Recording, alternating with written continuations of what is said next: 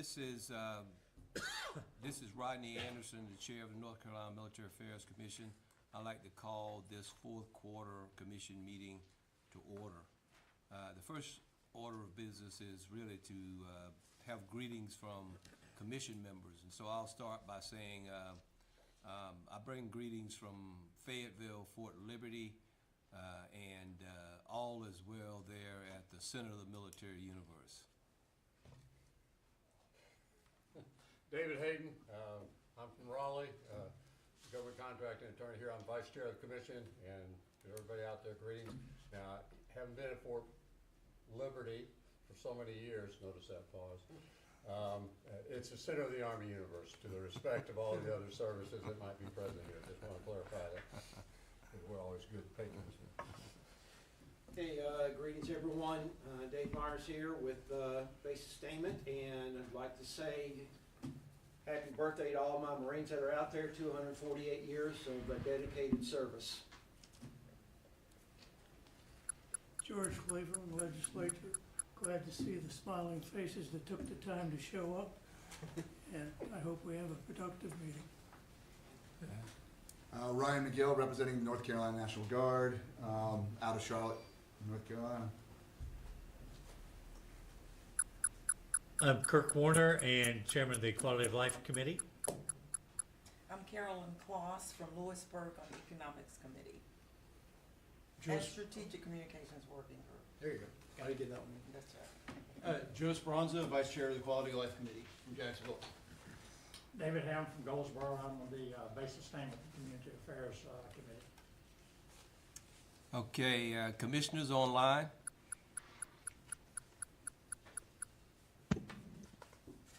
Good afternoon, George Bonner from the Outer Banks, Mania, North Carolina. I'm the Coast Guard rep, and also we have the Wall That Heals is coming through Mania later this afternoon. And good afternoon, I'm Commissioner Kirk Deviere. I'm from Fayetteville, representing Fort Liberty.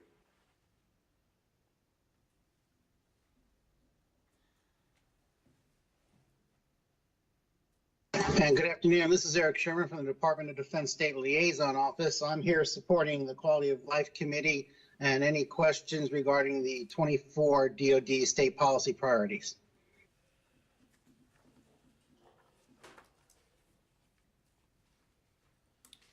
Okay, are there any other commissioners? Yeah, he did. Okay. Yeah, he's the quorum.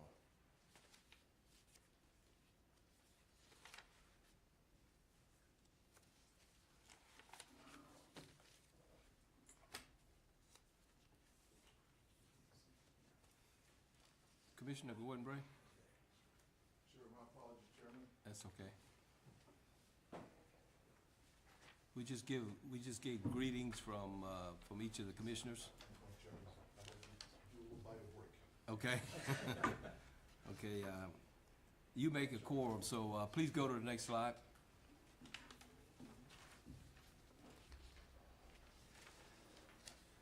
Okay, this is the agenda that we have today, and we hope to keep to that and get you out of here around 2:30. We'll take a break at the midway point, and the focus for today is to receive end-of-year reports, end-of-year updates from our partners. And so we look forward to receiving those. Next slide, please. This is a quick map showing the dispersion of our commissioners from around the state, and so we are well represented all around the state in support of our military installations, our major military installations that you see in blue. Next slide.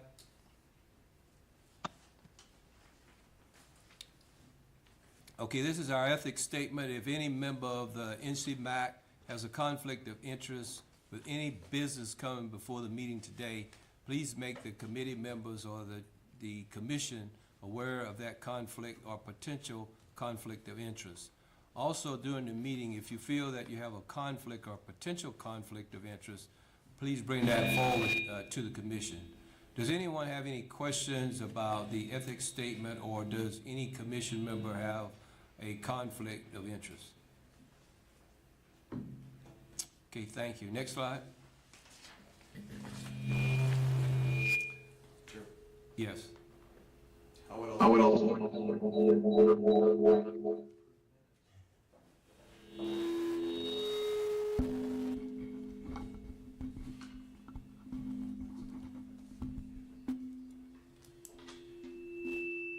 Mute your outside lines.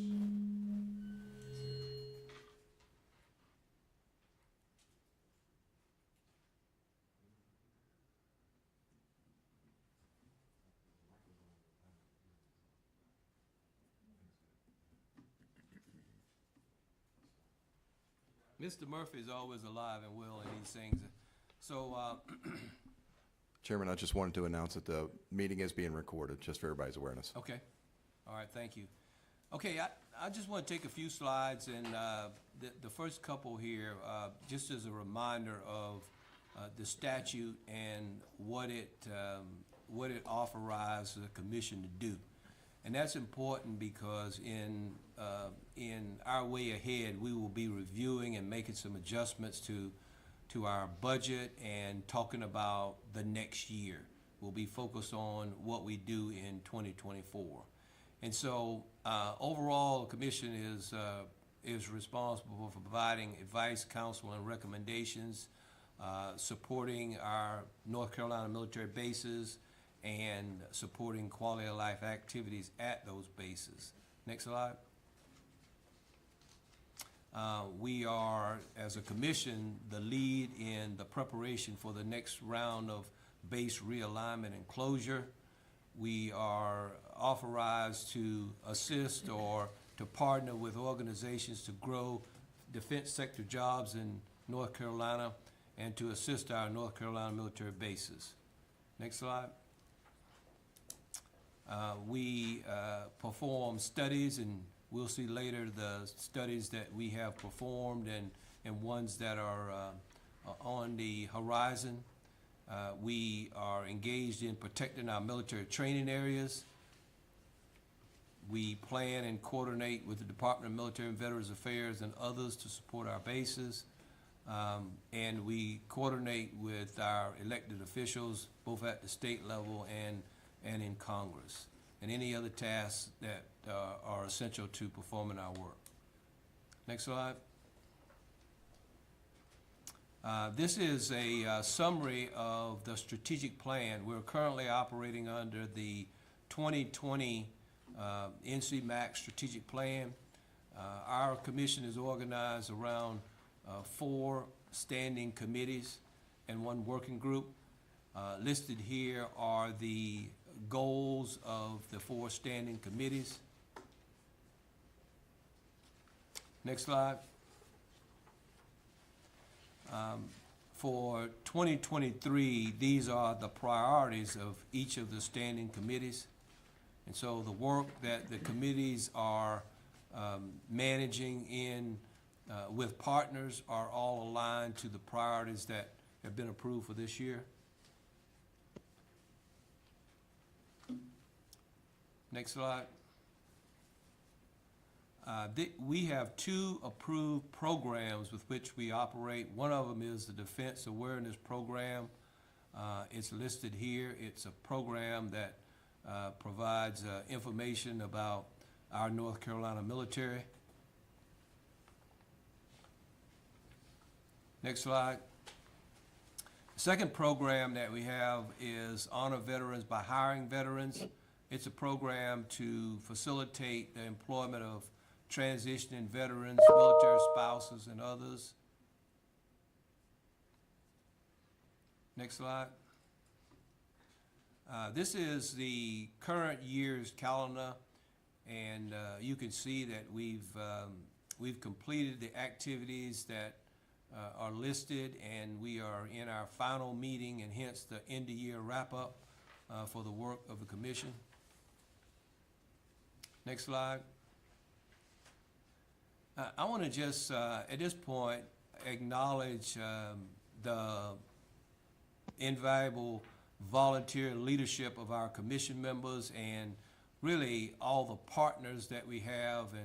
And so it's been a fantastic year in terms of the accomplishments of the commission, but that's only been possible because we've had just awesome partners who do great work in installation support, quality of life, host communities, economic development, and all of those activities. And so give yourselves a big round of applause for a job well done in 2023 and the work that's been done. I don't hear you clapping. Very good. Okay, just a few quick points. Okay, the summit, Commissioner Rob Cooley and his team did awesome work in managing the North Carolina Defense Summit, and we'll have some after-action slides on that a little bit later in the presentation. The Department of Military and Veterans Affairs has provided good support. We are in a transition period, and Rick Long has done a great job in that transition period, and we look forward to a solution with a person identified to replace Kelly Jackson, who departed in August. Our admin requirements are really beginning to mount up in terms of travel processing, oath of office, ethics statements, and so to commissioners, expect to get some emails regarding any areas that you might still need to do some work or provide some additional information in. In terms of our budget, we had a reduction in our budget for this year to $500,000, and which was a 50% reduction in our budget the previous year. And we'll talk a little bit more about that when we get to the budget. We are in the process, or we are executing a $1.2 million budget, and we will make some adjustments to that today. We are in the process of updating our strategic plan. Much of it has been submitted, and we still have a few more things to submit. Expect to get that for review within the next couple of weeks, and we will approve that in February at our February meeting. I have slides, bio slides for most of the commissioners, and I will send those out to you so you can take one last look to make sure your bio and your photo is what you want posted, and we'll get those posted to the website. We are responsible for providing an annual report at the end of the year in February, and we will use the reports that we received today and any other information that we have to render our report to the General Assembly in February. I'm looking forward to the partnership reports today.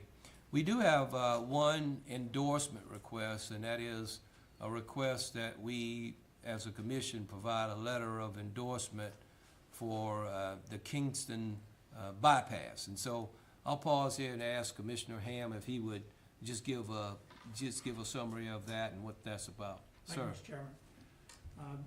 I'm on the US 70 I-42 Commission, and that's an organization that is advocating, supporting the conversion of Highway 70 from where it connects with I-40 east all the way down to Moorhead.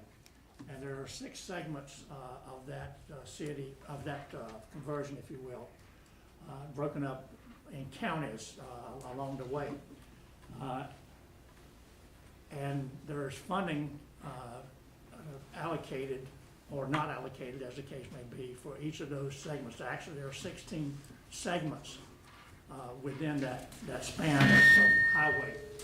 So, as I said, some of them are funded and some of them are not funded. The segment that goes around Goldsboro is finished, and there are certain segments of that 16 segment highway that have been completed, other than Goldsboro, very few. And there are others that are scheduled to be started on. But the issue is for the purpose of this meeting, is the fact that the segment that goes around Kinston is not scheduled, is not presently funded.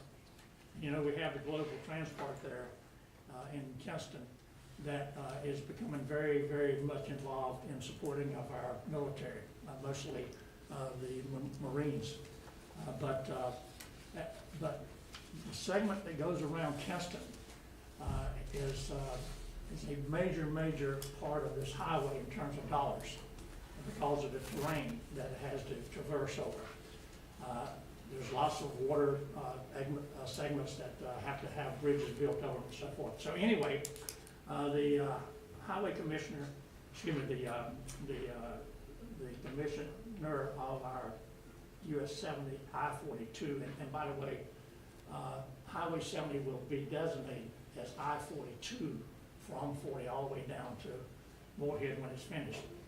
And so the chairman of our organization asked that the North Carolina might provide a funding support letter that would be helpful in trying to use to advocate and for funding for that particular section.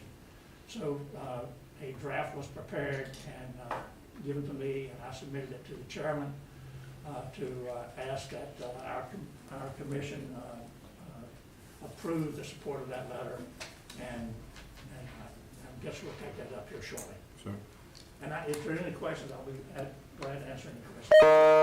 Let me just add to the Global Transport for you there. It's not just supporting the Marines. You've got Dragon civilian Air Force, if you will, that flies F-1 Mirages there and A-4 Mikes there that support Navy, Air Force, and Marine ground and air requirements that they need to be done there. It also has a 13,500-foot runway that Air Force One does occasionally low approaches in there for their training, their proficiency requirements. And then you've got FRC East is looking to move their C-130 depot level, that's down to level 4 detail maintenance on those C-130s there. So there is a lot tied into the military there at Global Transport right now. Absolutely, and I appreciate you bringing up the additional. Okay, is there, yes? I had a question. Kinston's known for flooding and high, when it rains a lot. Would this alleviate that flooding and prevent that blockage that occurs when we have major waterways, which we seem to be having more of these days? No, sir, this to my knowledge has little or no impact on preventing flooding. But as I mentioned before, because of that floodline area and the different lakes and rivers and all that stuff go through it,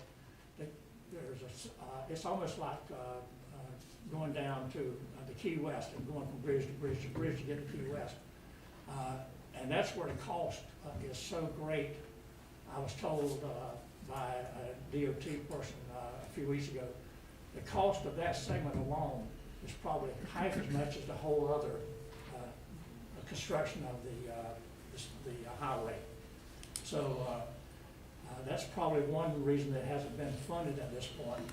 It would probably be, it could be the very last segment of that whole I-42. Yeah, I apologize. I may not have stated my question correctly. I just wanted to say, when you have flooding in Kinston, historically, that has prevented you getting past there in any easy fashion, but having this bypass will alleviate that Yes, problem. yes, sir. Okay, that's what I wanted to clarify. Yes, sir. Representative Cleveland?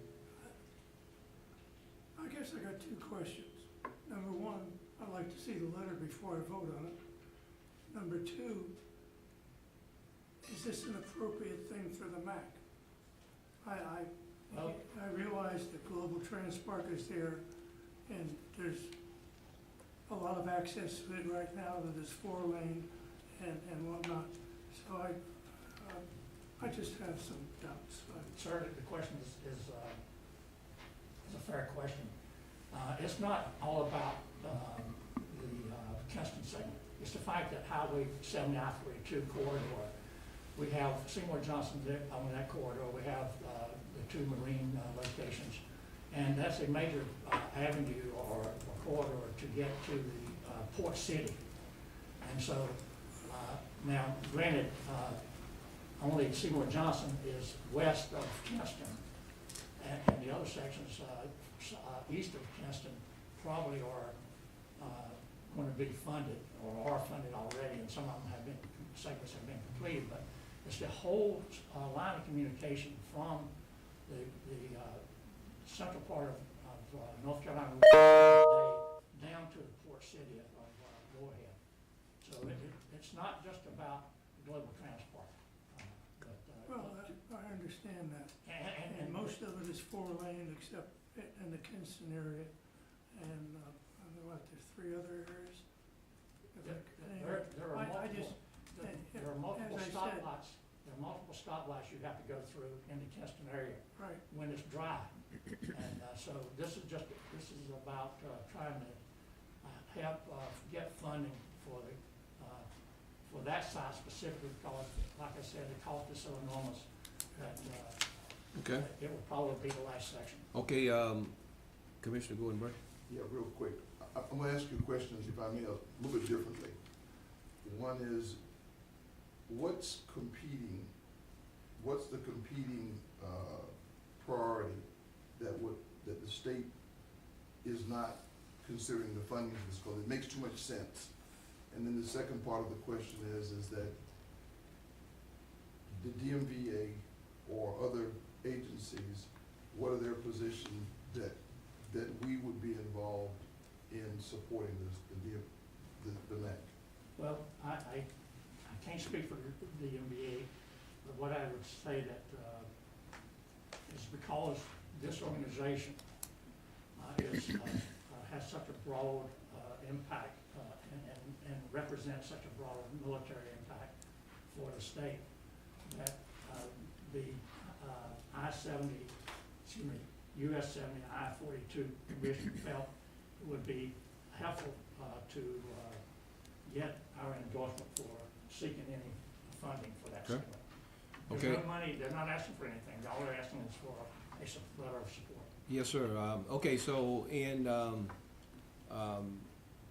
great discussion. What I'll do is I'll circulate the letter and ask for any other comments or discussions on this, and I'll get that letter out by the week's end, so everyone will have a chance to look at it and look at the language. I got one, oh, by the way, Mr. Chair, would it be better in support to have a joint NCMAC DMVA letter, or just NCMAC if this goes through?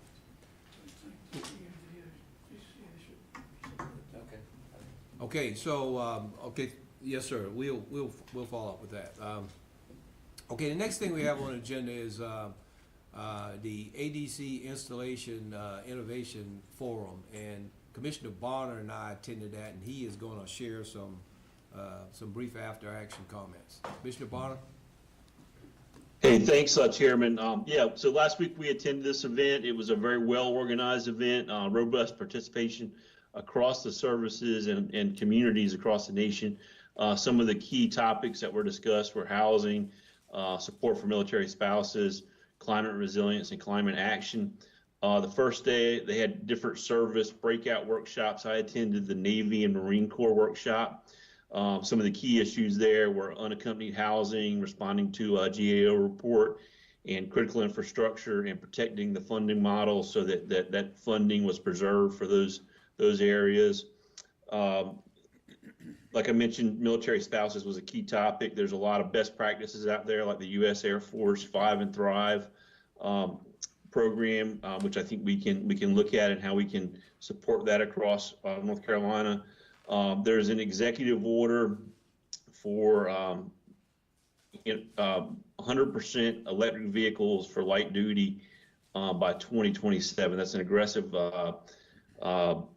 lift, but there's some best practices that other states and other communities are doing to support installations there, with some smart things that we can take advantage of. And then on the resilience side, like South Florida's got a really good resilience planning effort where they're engaging with all their installations, which I thought was a really good best practice. And then lastly, I just want to mention ADC has a program called Great American Defense Communities.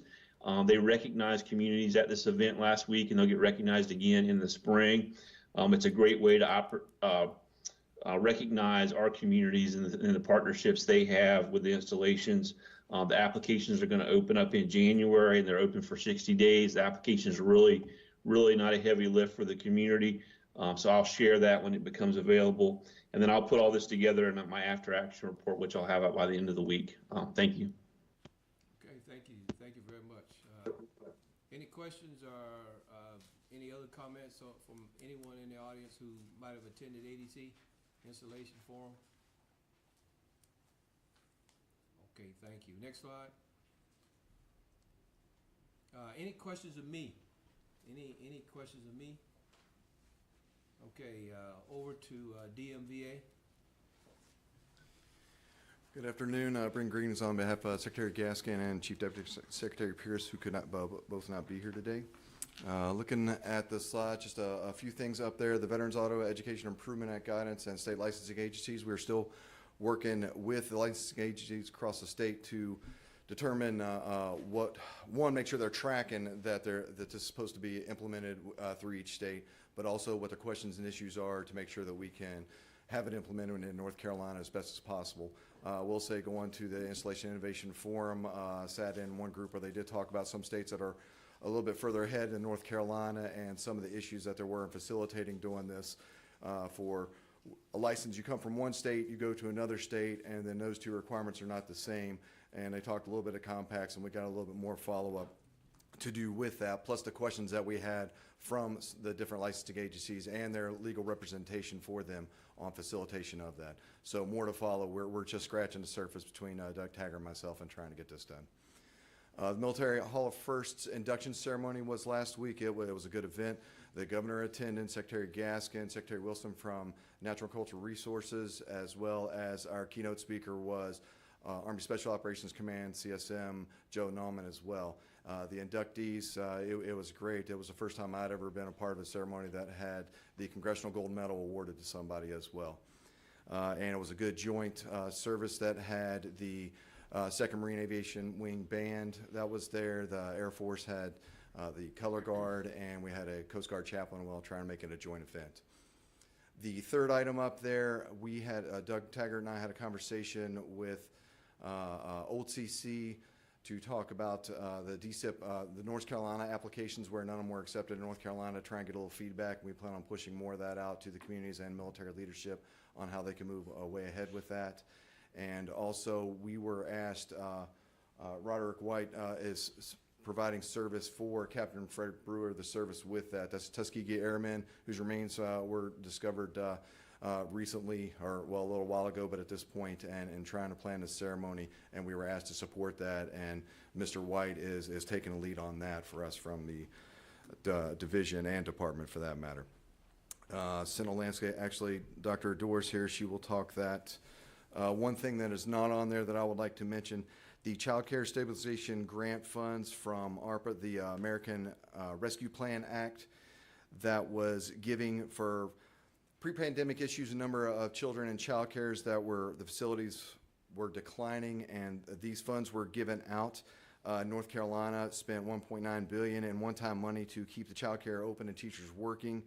There's no replacement funding set for that at this time in the state budget, which means it'll be an impact to child care centers, and we are pushing to the military leadership for them with their communities to definitely advocate for the Military Child Care in Your Neighborhood Plus program, the MCCNYM Plus program, to look at how they can get those facilities to be part of that and use that for the extra funding that helps the service members and their families be able to afford child care off post.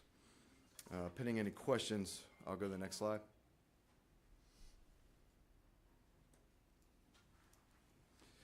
These are recent events that just happened, minus the Captain Brewer service that will be coming up in December. Pending any questions, that's all I have.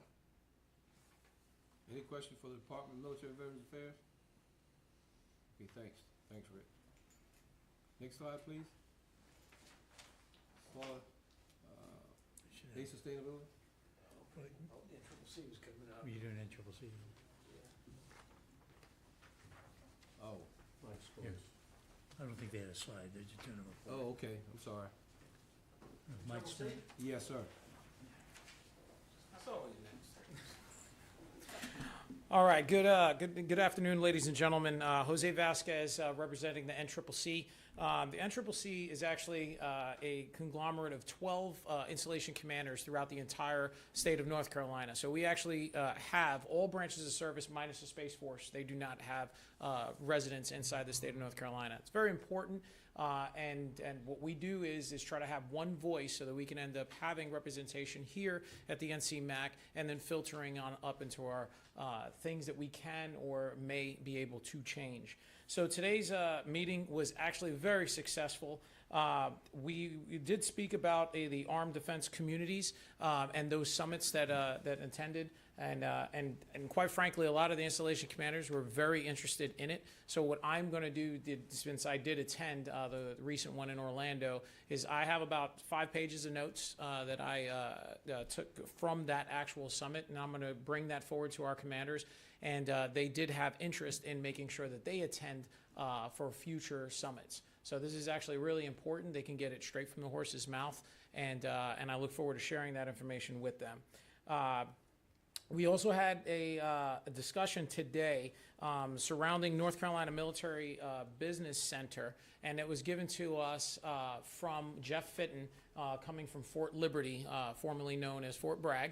And what we're trying to do is put everything together to have a one voice from the actual Commanders Council, so we can bring forward to a roundtable in 18 April with the North Carolina Military Business Center and elected officials to bring forward innovative topics that possibly the state can assist the commanders with. So we do have some shortfalls, and they vary from installation security going all the way out into just better stabilization of HVAC systems, if you will. How can we better make the base so that we can attack problems prior to them actually becoming a huge issue?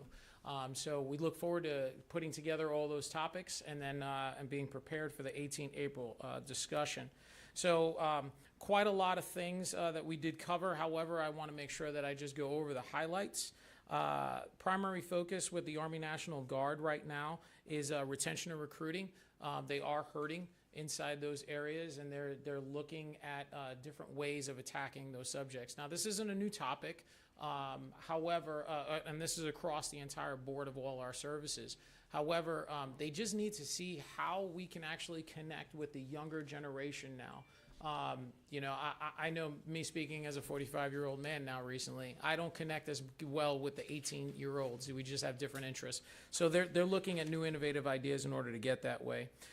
They also did finish conducting a exercise with the Southwest Border Operations, and they said it was a significant impact to seeing exactly where their training ends up standing here for the Army National Guard. Colonel Wilcox from Fort Liberty discussed on the redesignation on the actual installation's name and embracing it and making sure that everyone understands it is Fort Liberty now. So we're getting used to that change on names.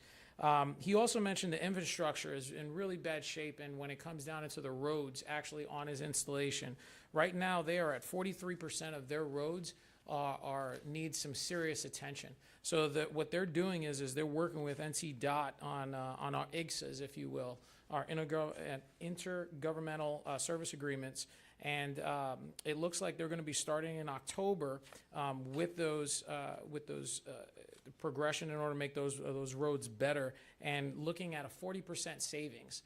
Working with those IGSAs, if you will. So this definitely brings forward a lot more bang for your buck, if you will, on things that can happen on board installations.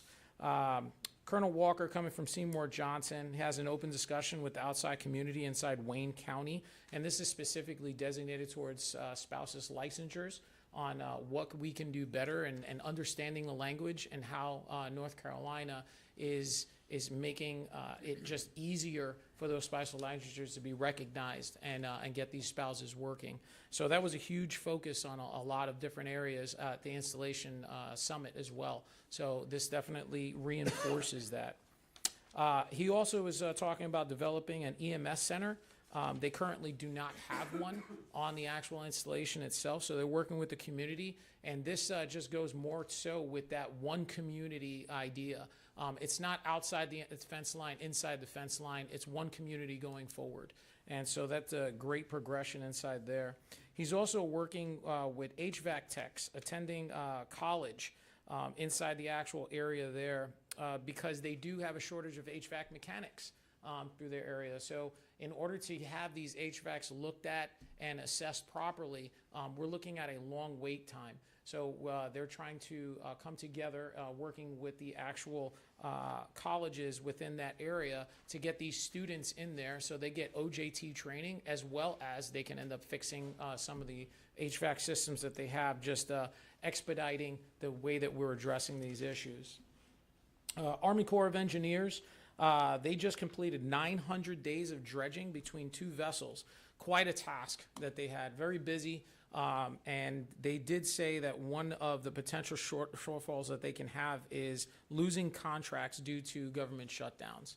And they just wanted everyone to kind of be aware of that, because they do have a lot of government contracts that do involve with those exercises on having these dredgings be complete. Elizabeth City mentioned medical and dental shortfalls. Some of their members have to drive about 3 hours away in order to speak to a medical or a dental physician that actually accepts TRICARE. So that's one of their huge shortfalls that they're having as an installation, and they're just looking for assistance with that. One of the great things that they did say is April 5th through 7th. Please make sure that you jot that on your calendar. April 5th through 7th. They're having their next marathon on their installation, and I have a whole bunch of packets out here for applications for all of you to end up filling out. They look forward to having plenty of people going into there, and it is a trifecta. They're working with other armed services, so when you complete that one, as well as the Marine Corps and one other, you actually get a special medal. So make sure you clear your calendars. For Fort Macon, unfortunately, they are looking at about a 4,000 personnel shortage on recruitment going across the board on their Coast Guard. And they actually had, they cut 10 Coast Guard cutters. Now, the significance of that is none of those cutters ended up coming from North Carolina, though. So we don't have to worry about a shortage over here. But on a big stroke, if you will, the Coast Guard is looking at cutbacks, and this is just forced to their design. So they're going to be going back to the drawing board and seeing exactly how they're going to overcome these areas, because the job doesn't stop. It just gets spread loaded amongst those that are still there. Coming down to New River, quality of life, these aren't new topics. However, what it comes down to is our new commandant. His focus right now, and when it's important to him, it's important to every single Marine out there, is we're looking at quality of life issues, specifically going towards barracks, chow halls, and CDCs. We all know that some of those areas need some significant attention. And what we're doing as a branch is to ensure that they get the attention that's necessary. So we're looking at different legislation that has come down to assist in those areas. However, we're shifting focus, especially when it comes down into barracks, on how much money the barracks is actually going to end up taking. We all know the best and worst thing to end up happening to our area was Florence. Why? Horrible, because anybody should not have to go through something like that. And a benefit because, wow, did it end up boosting up the amount of money that we received in order to rebuild. And a lot of these buildings needed to be rebuilt. This base was made in 1945 on Camp Lejeune area. So a lot of those buildings were still there from when the base was initially erected. So we look forward to showing everyone those barracks of the future, if you will. Another thing that's hurting is the $15 increase to pay that's happening across the board. It's potential that we could be shutting down some possible programs that we have on the installations. Now, none of these programs have a by name because we haven't gone through the list just yet, but it's going to end up significantly impacting some of the programs that the base does have running. And when we talk about programs, we probably talk about these retreats, these extracurricular things that the Marines and sailors of the actual installation like to end up going aboard. So it could end up happening on those areas there. Cherry Point has a lot of great topics on bringing up schools. Colonel Burks has a big following when it comes down into this, and well educated. And one of the main things that he brought up was the funding issues. The area is only being funded by a third of the funds that should actually be going towards that area. So when he looks at it's right now looking at 89th place for funding, and that's significant. That's significant. One of the things that he brought up was who remembers who won the 89th place for inside the Olympics on any evolution? Yeah, nobody does. So it's actually really important that we try to get up into the top 25, and he would like to see if we can have some ways that we can overcome that. Navy Norfolk, they just finished a grunt run, if you will. So it's basically a Tough Mudder event. They were pretty happy about that, and they're looking at also some wind and solar farms initiatives that could be happening off of their installation going out south. But it's still way too early to end up talking about that. Matsu was actually talking about best practices, and one of their ICSs, if you will, they met with 2 counties and 5 municipalities working with NC State, and these have been successful evolutions. So ICSs do work. So I don't care who you talk to, ICSs do work. They save money, they save time, and it all goes towards that end mission. And then Camp Lejeune. Lastly, for Camp Lejeune, we end up having a significant impact with the inflation that we're receiving right now. So we have those funds for construction.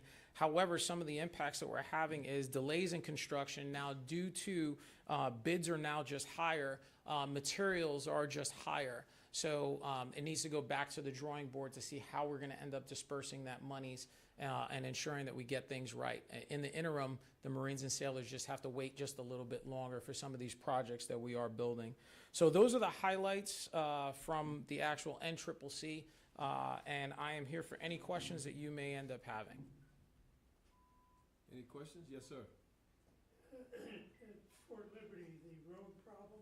Yes. Can you give any details how they were solving that? Yes.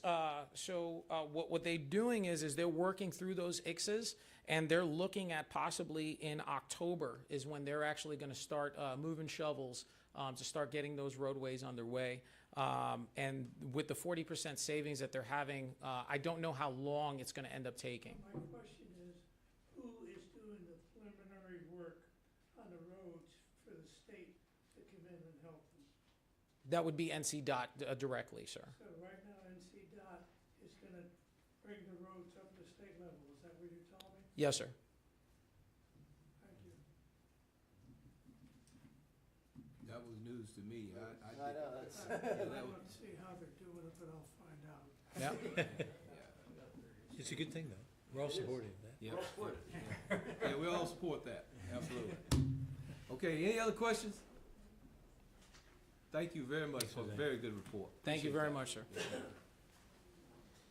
Okay, basic statement, we met October the 18th, and we got a great update, just as always, from Rick Long, with what's going on with the NBA and the efforts and future calendar events.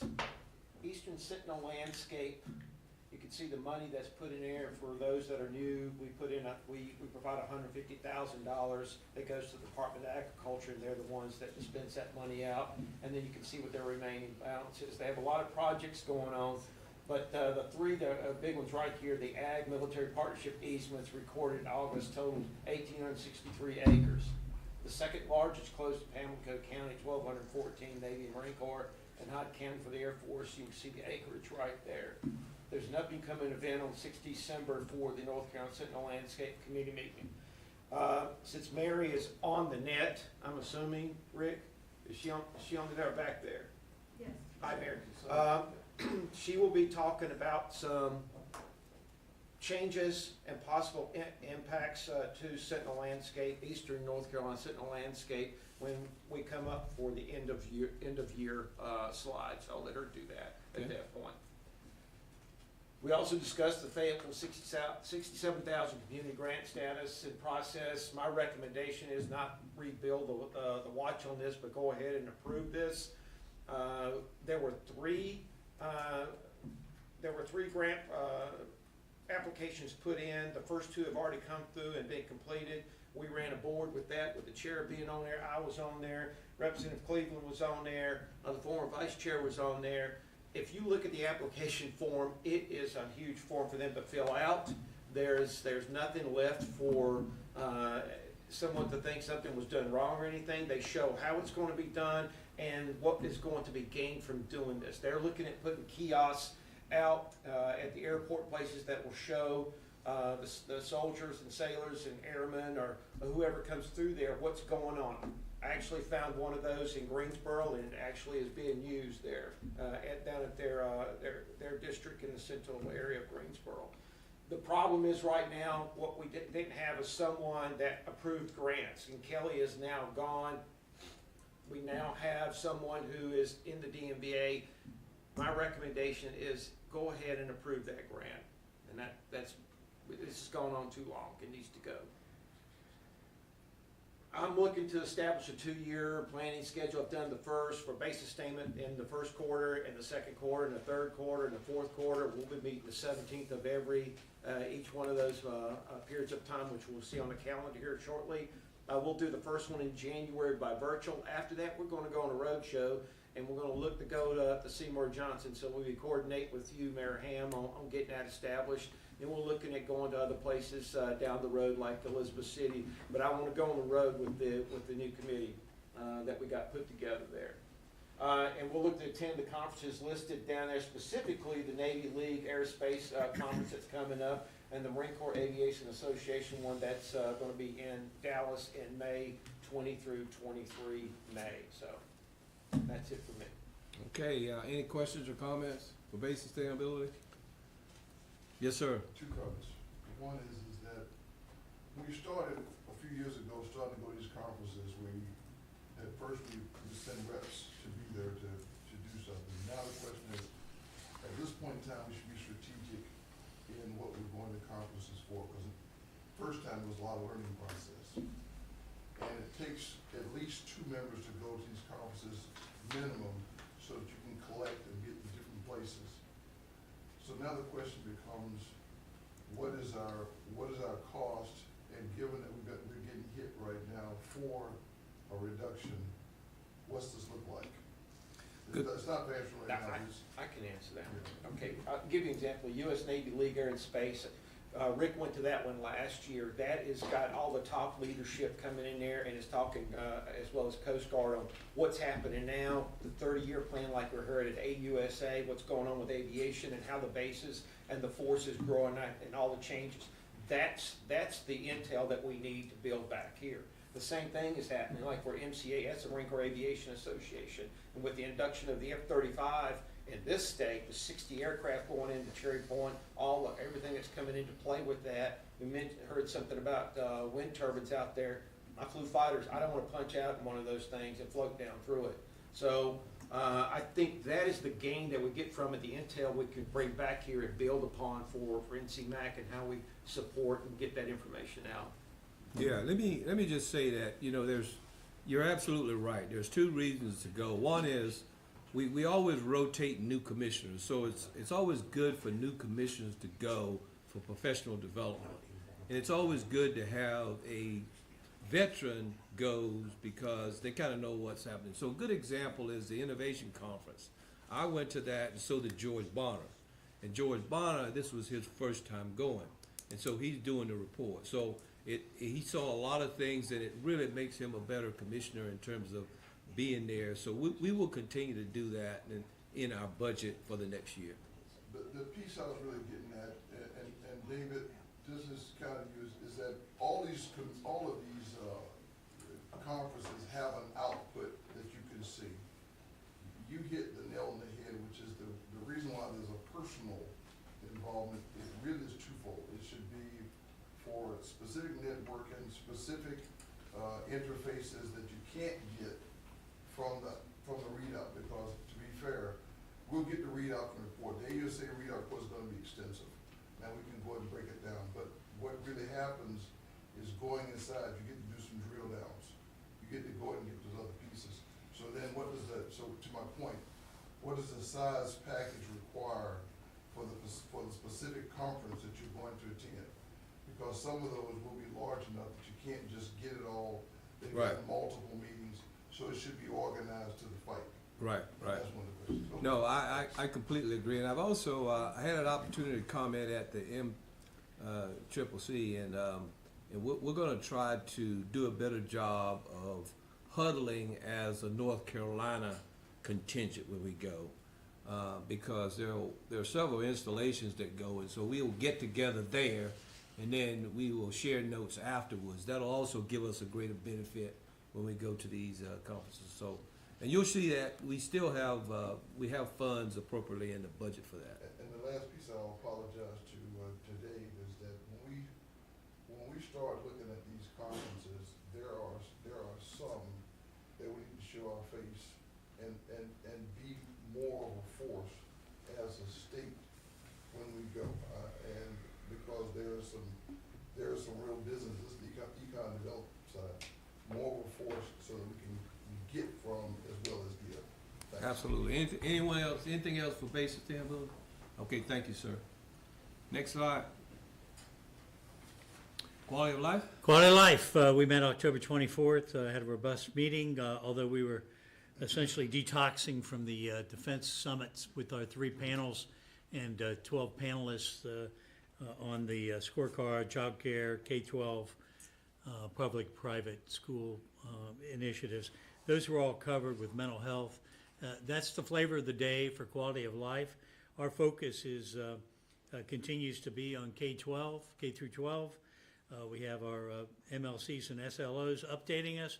Teacher license reciprocity review, that goes over trying to make sure we're in sync with what is required by the feds and our state, and more importantly, the State Board of Education, what their policies are on implementing that.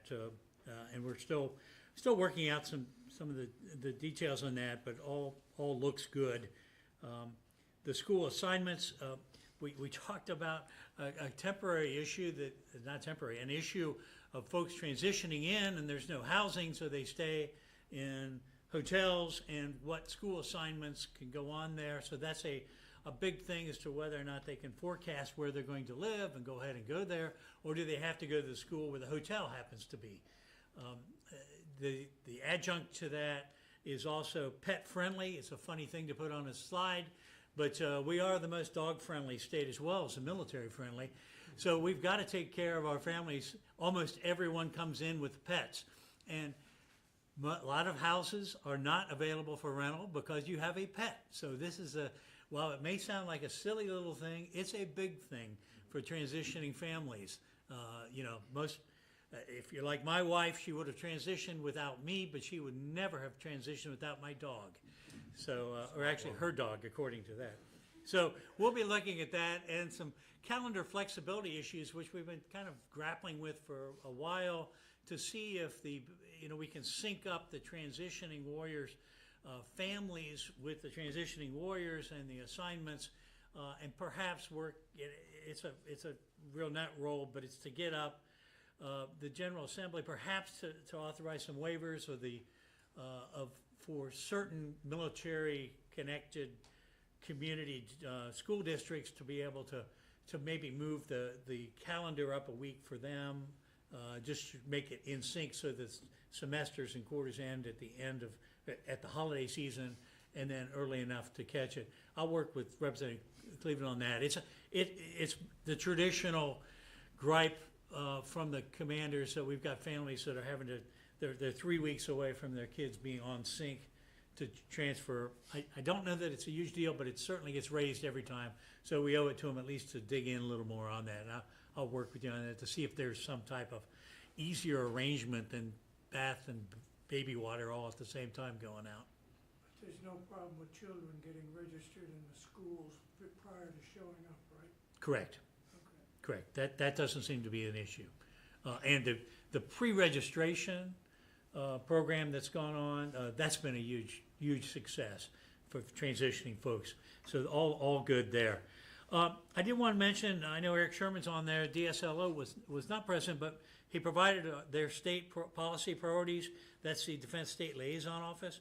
They are totally in sync with what the Quality of Life's looking at for military access to quality family child care, military spouse employment, economic opportunities, interstate compacts, defining armed forces in state policy, military community representation on state boards and councils, and special education needs, supporting the military folks, and about 4 other priorities, all of which are fully in sync with this. So Eric, I think we're on board all the way with you. I saw you in the corner here a second ago, but we're in sync on that.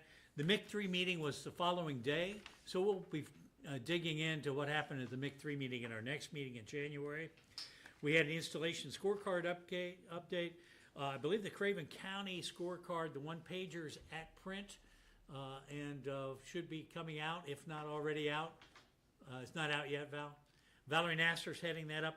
It will be the template for other installations to use for the transitioning families coming in, the welcome packets, and more importantly for the schools, districts to use to promote what great schools they have there and to help the transitioning families get them into those schools and why they should stay in the public systems, which are great. And then we again went through the panel summaries for the Defense Summit. We recognized 2 of our stalwart members, Casey Harrison and Valerie Nasser, and Dr. John Lessica from WOMAC Mental Health will be someone that's on a radar screen. He's going to have to rotate out to retire in another year, and this panel needs to, or this committee needs to really be watching on how we can tap into his resources and recognize him. And finally, we'll be focusing on military spouses, those issues, which each one of these are. We're thinking about, Joe and I have talked about this, maybe we'll add installation representatives from the Family Readiness Group or from the family liaisons of some sort to have a spouse representative from each of the main installations to provide us with input and reconnaissance on what issues are coming up so we can tackle those. Finally, I want to thank the General Assembly. Everyone was in agreement. The Veterans Justice Initiative money, that was a great thing to do. When somebody comes into the legal system, for example, they have to check the block whether they're veteran or not so that they at least get some attention on what resources are out there. So if they're coming in for an arraignment or whatever, if they're charged, people know that they're veterans and know that they need to at least be advised of what various services are out there. Along with that was the support in the last budget for a new veteran treatment court in Gaston County. That'll push it up to 8 or 9. We're going to do a big paper on it to kind of publicize the great work of the veteran treatment courts. And I wanted to end with just kind of a fun note. The SCRA, which was amended as well, the Civil Relief Act, Service Members Civil Relief Act, will probably be more and more involved with that as interest rates rise, because one of the big features is to reduce interest rates down to 6% across the board for those service members that incurred debt prior to entering service. So that's going to be a big thing, but there are 2 lessons about that. They're enforcement highlights. It's also called, also known as How Troops Get Ripped Off. The 2 lessons learned are, 1, it is a mistake to improperly tow a Navy SEAL sniper's car in so many ways. Steve's towing, the penalty for Steve was more than monetary. Just ask him, he's a bit unresponsive right now. The second lesson learned is you don't want to be at the Bank of America on July 11th of this year. It was hit with 2 separate penalties of $30 million and $60 million for multiple violations of the SCRA. Their interest is now apparently up. So I just wanted to highlight that the quality of life also includes legal and kind of the quality of life for our service members on consumer fraud and other issues, and making sure they get these SCRA help they can get. So that's what we got for quality of life. Well, we're rocking it. thank you very much. The Quality of Life Committee also has some levity. Any questions for Quality of Life? Thank you, sir. Thank you. Economic Development? Next slide. I will note earlier today that the Quality of Life indicated that their briefing would be short. Advise me next time when it's gonna be long and I'll bring a book. Economic Development Committee met on October 24th, 2023. And several of the people that spoke there, I'm not gonna repeat what they provided since they're gonna be speaking later today, talking about their highlights for the year and also some of the recent experiences. Starting with Scott Dorney, who's laid up, injured his ankle, and hope he's doing well. Hopefully we'll hear from him later in this briefing. We heard from Jamie Norman, who is very involved in Eastern North Carolina and building and growing the defense economy there. He noted a couple of things that were good news for North Carolina, especially in the defense contracting, that we have full funding for the F-35 hangar that they're constructing there. The new lift fan facility will have a grand opening and ribbon cutting in February at Cherry Point, and I think that's an excellent opportunity for representatives from the NCMAC to be there and wave the flag and show their support for the new construction going on that installation. He also noted that Navy C-130s may be assigned to Cherry Point as well, which would increase the presence of more uniformed military personnel in North Carolina. Just a rock solid report, and we appreciate his providing that information. DANC, the Defense Alliance of North Carolina, which was intimately involved in helping plan and operate the Defense Summit, was playing a hot wash right after our meeting and seeking comments from all attendees, and so those hot wash comments were collected on October 27th, several days later, and then have been provided to the NCMAC. NC4Me, Mac McClary held an event for veterans and possibly spouses. I don't think they advertised or marketed for spouses, but held it in conjunction with the North Carolina Defense Summit. First time we gave them a lot more space. It wasn't the first time we've done this, but it was the most successful one we've had to date. Plenty of employers were there. They had approximately 120 or more veterans arrive and participate in meeting with employers, showing their resumes, and over 80%, not 80 people, but over 80% of those veterans were either hired on the spot or offered follow-up meetings, which was, in Mac's words, the most successful one of these events we've had. And he talked about several more they're going to hold across the state. Just another way, albeit a small piece, of how we are helping our transitioning veterans find employment in North Carolina. They make excellent employees. Denny Lewis will speak. He did speak at the Economic Development Committee meeting, but he's here in person, and I look forward to hearing his report. I'm not going to steal any thunder from you, Denny. And then Rob Cooley, I just got an email that he's had a hard time getting on, technical issues, and may not be able to participate, but he did a great job at the North Carolina Defense Summit, essentially being the MC, the organizer, the planner for that, working with DANC and with the commission to make sure that came off as successful as it did. And I can't say enough good superlatives about his performance in that role. Told him we were all nominating him for a permanent position in that role should it occur again in the future. He did not like that response, but I'm sure you'll all vote for me in supporting that resolution. We also we've been collecting comments from the AUSA conference that several of the commissioners attended. Denny may talk about that a little bit. If not, the last thing I wanted to share, both in my role as the chair of the Economic Development Committee, but also as my role as the vice chair overseeing the development of the 2024 strategic plan. We had initially hoped to have all the comments consolidated so we could review and approve the wording that was in there. We have not been able to do that at this point, but we will do it very shortly. And so we're going to put off approving the strategic plan for 2024 at this point and approve it in February.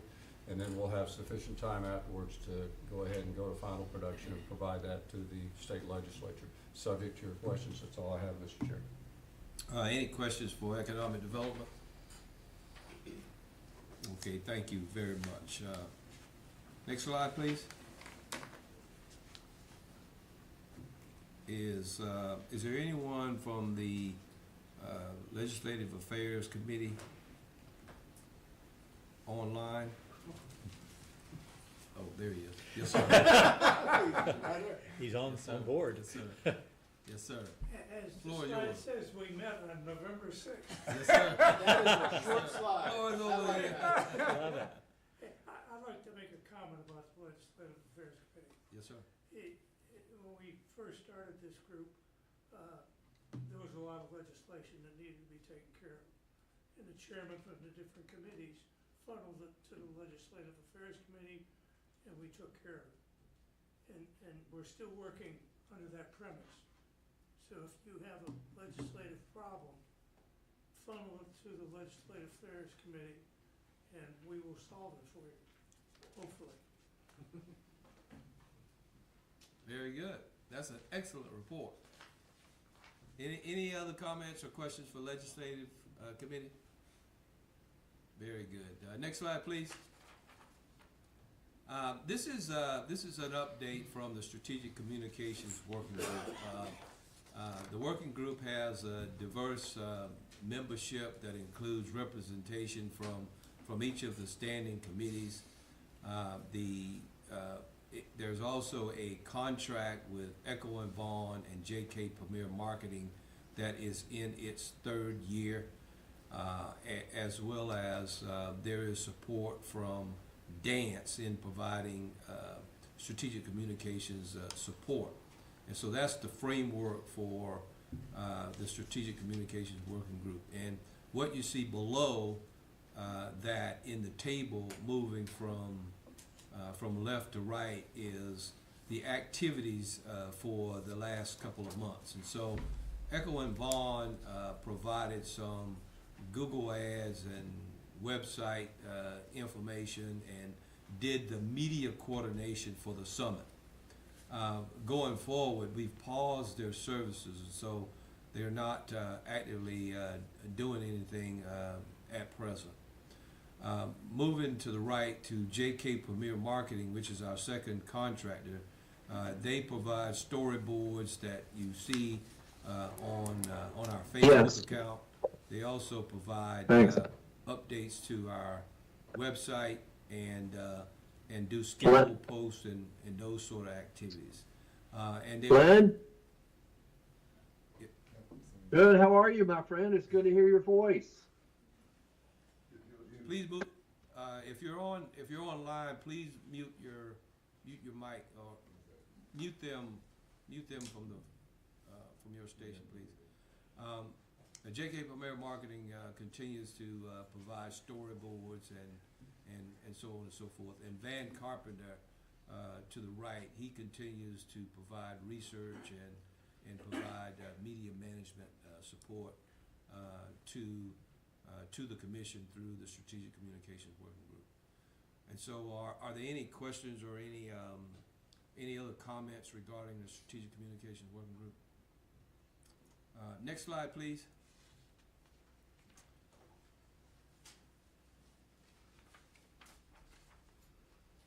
What I'd like to do now is, did Rob Cooley get on? I have an email that said he couldn't get it. Okay. I will go through and just give a quick overview of the Defense Summit. So, next slide, please. Okay, actually, sir, you got a lot of comments. People that are online now can't hear anything.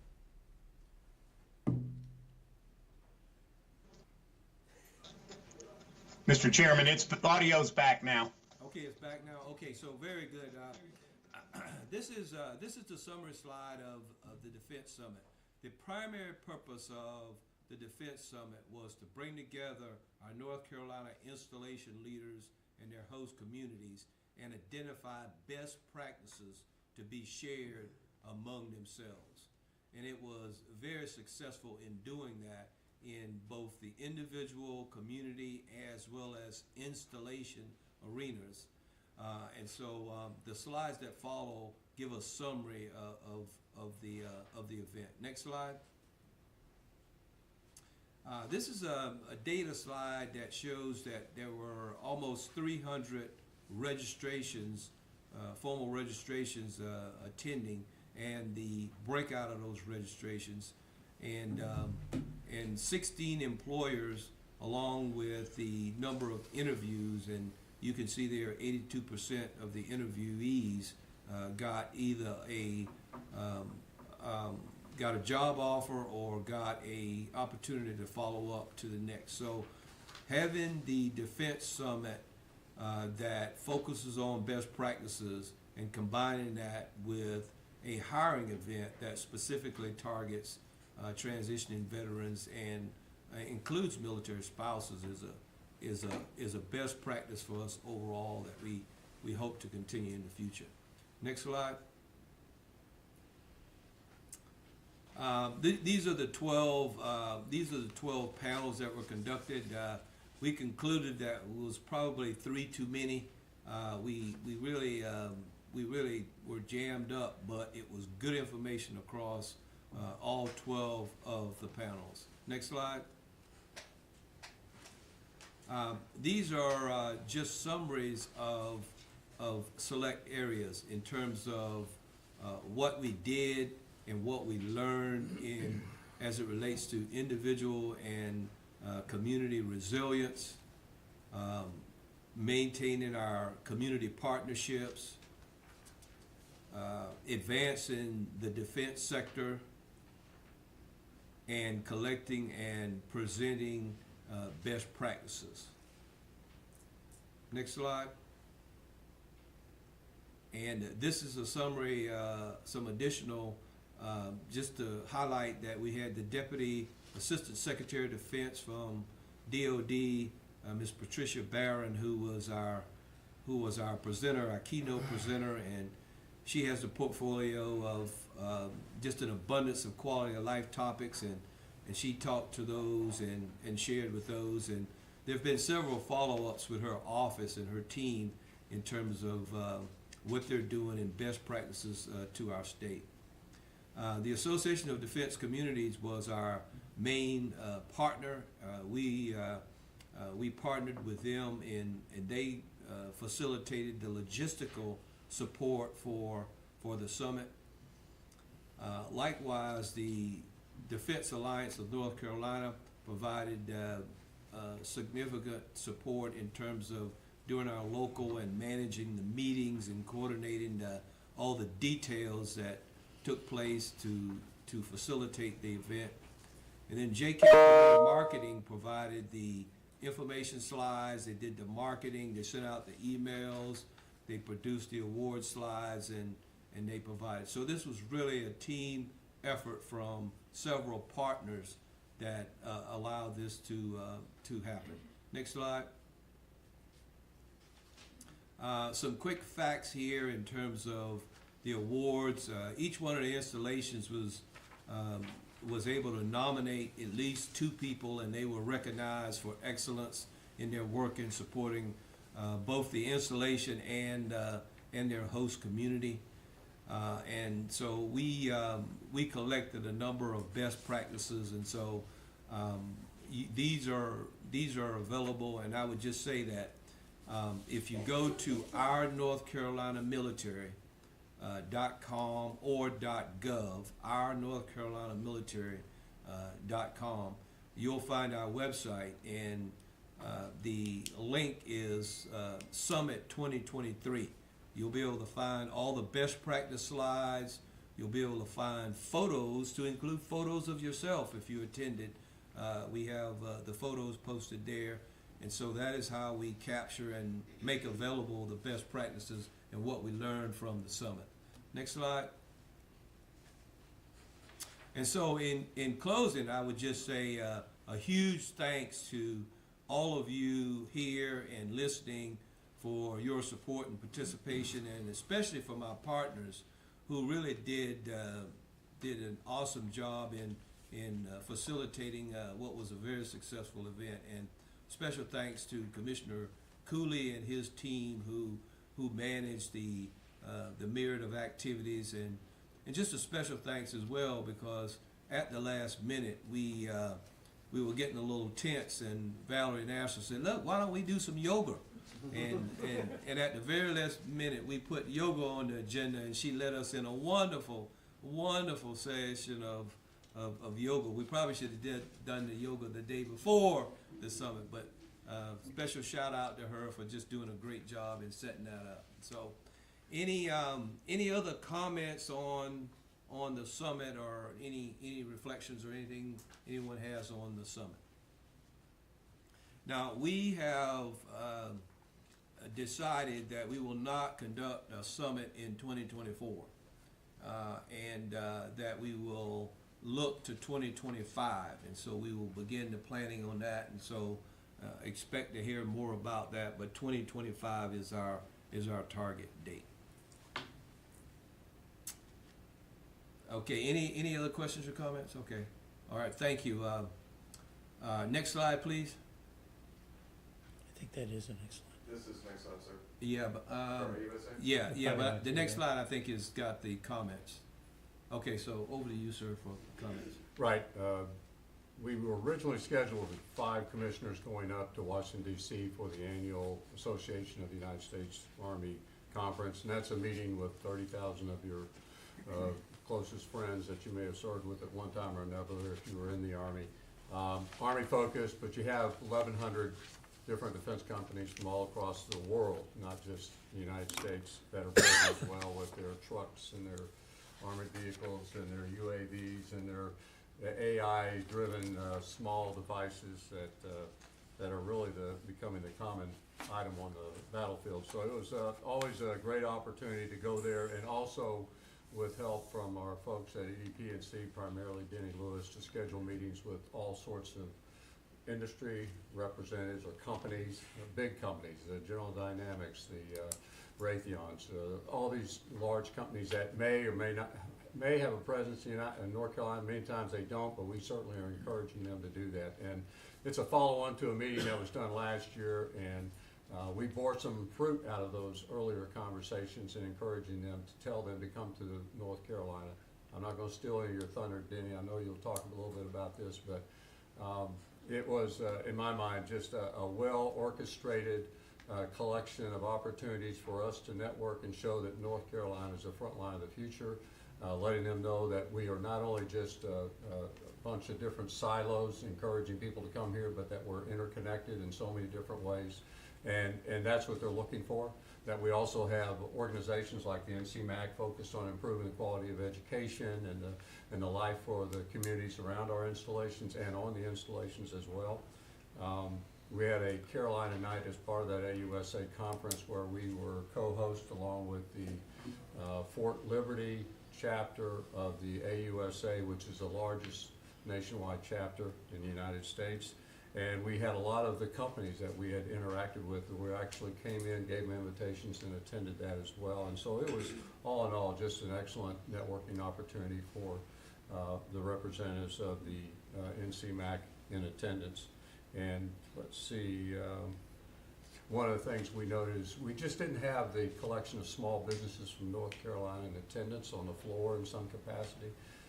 And we've had that in the past. Don't know why we didn't have that, but we certainly merit more attention to that in the future to encourage that, or somehow supplement so it makes it financially worthwhile for small businesses to have a presence there, because you've got to be present, to be seen, to be known, and then to become more involved in the defense economy.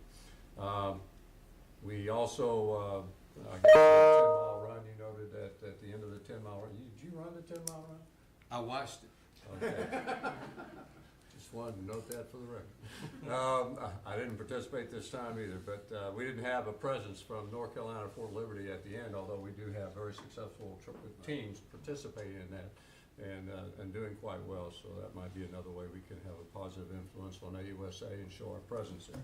And subject to your questions, that's all the information I have on that. It's a very good event, both for professional development as well as engaging with companies and telling them about North Carolina. And so it was really well a good event. Any other questions or comments about AUSA?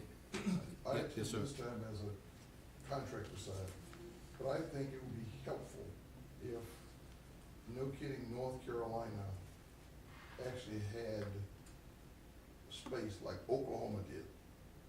A space, and whereby if we do it right, we could even have space for some of those smaller businesses of North Carolina linked to it. And we can have the kind of conversations, and oh, by the way, have our own space to meet and greet for conversations. I don't know what the cost is, but I'd like to help or lead exploring that idea. You got it. You got it. Please take that on. And we did that at one point in the past, and I'm not quite sure why we backed off of that, but we certainly, it's a huge opportunity for small business or business period, and so we just weren't represented. So take a look at that, and then we've got plenty of time to see what is necessary and then make some decisions about it. Yes, sir. And I would recommend that you talk with the Department of Commerce.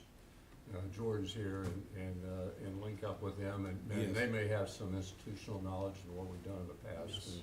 And if not, I know they're gonna have great ideas on how we might approach something like this.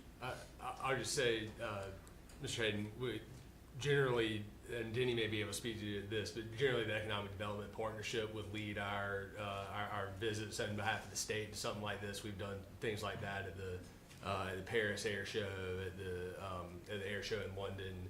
I don't know how much we do it domestically, but I think Denny can probably speak to that from EDP&C as our contractor's perspective. Well, I know EDP&C works for you guys, so I thought I'd go to the top. Appreciate it. All right, very good. Thank you. Next slide. One more topic before the break. Okay, and if you're a commissioner, pay attention. I'm going to need your vote at the end of this discussion. We are in a 23-24 budget year. As you all recall, because of our funding at the beginning of the year, once we had a good idea, we approved a budget of $1.2 million for the NCMAC for this budget year. We've had to make some adjustments, and that's what you'll see on the attached slide. I'll just note where there have been changes to that to reflect the reality of the budget situation that we're dealing with, but more importantly, ensuring that we put money where it's been successful. And I'll just quickly go through these.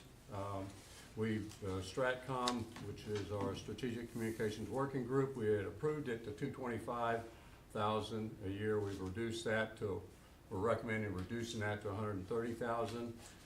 EDP&C, we're coming up on a renewal of the position that we currently fund to a grant or to an MOU with Commerce to EDP&C. We are in discussions with EDP&C and anticipate under a new MOU that we would help in conjunction with EDP&C fund a full position, but we would only use $100,000 versus $120,000. The next change would be for the Defense Alliance of North Carolina. We had planned a $70,000 budget for the new MOU for them going forward, but we cut that $10,000 to $60,000. Our best practices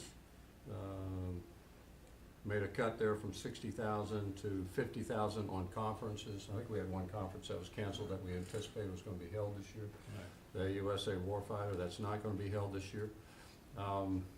We did increase NC4Me funding by $20,000 from $60,000 to $80,000 because, let's face it, that really proved its worth during the North Carolina Defense Summit, and that's the sort of positive reinforcement that we need to send a message with, and that, I think, makes sense.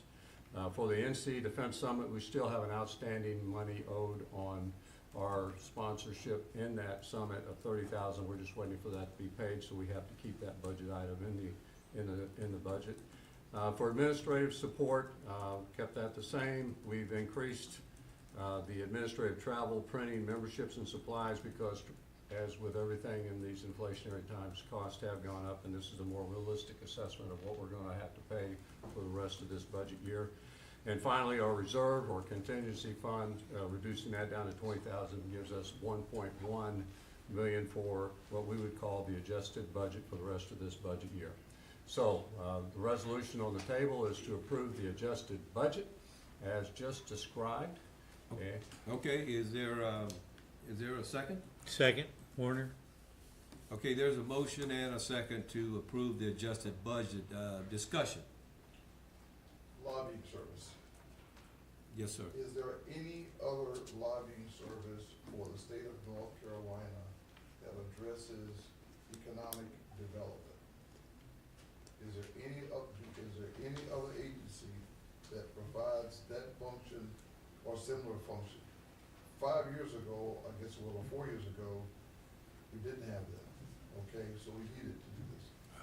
What on this slide has kind of changed, or isn't necessary, or is redundant to something else? Yeah, that's a good question. There are a couple of things on here that are contracts, open bid contracts, and then the majority of them are MOUs. And so the way it works is if the state requires it to be an open bid, which the lobbying service is, then every third year we have to have an open bid. And so that's an open bid, and we did that 2 years ago.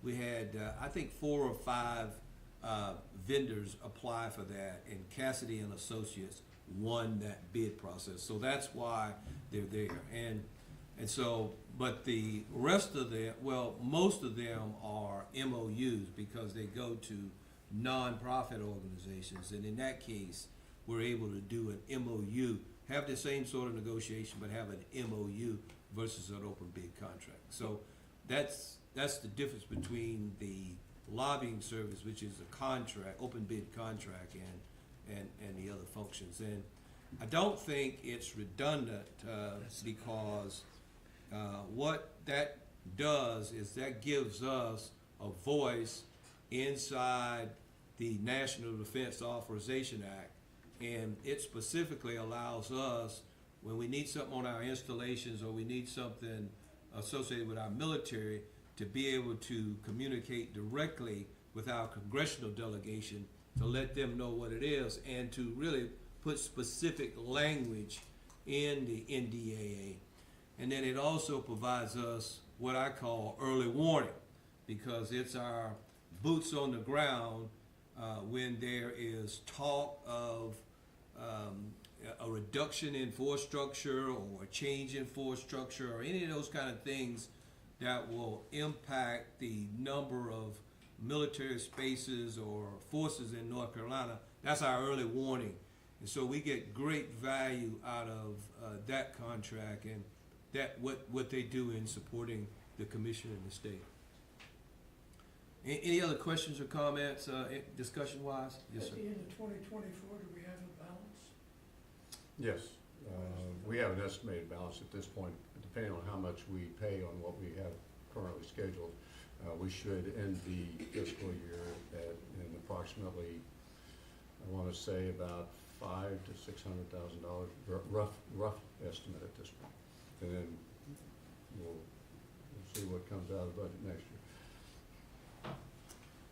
Any other questions or comments?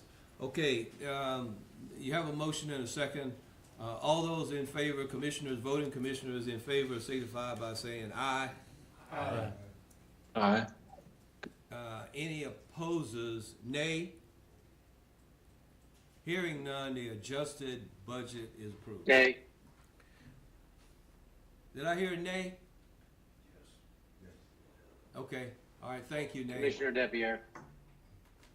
Okay, thank you. I have no idea. I just know for the record, like Jamie Livengood is on, and some other commissioners may have popped on after we started, so we may have more votes or quorum votes out there. Rick, did you get the nay? I got that from him, and then I'll be able to get accountability. Is it- It will show me everybody else who that- called that- in once I do go through it afterward. Yeah, the motion is passed, the adjusted budget is approved. Okay. Okay, you're now on a comfort break until 2:20. You will not make it to 30, Mr. Chairman. 2:20. Tammy had not gotten on yet either.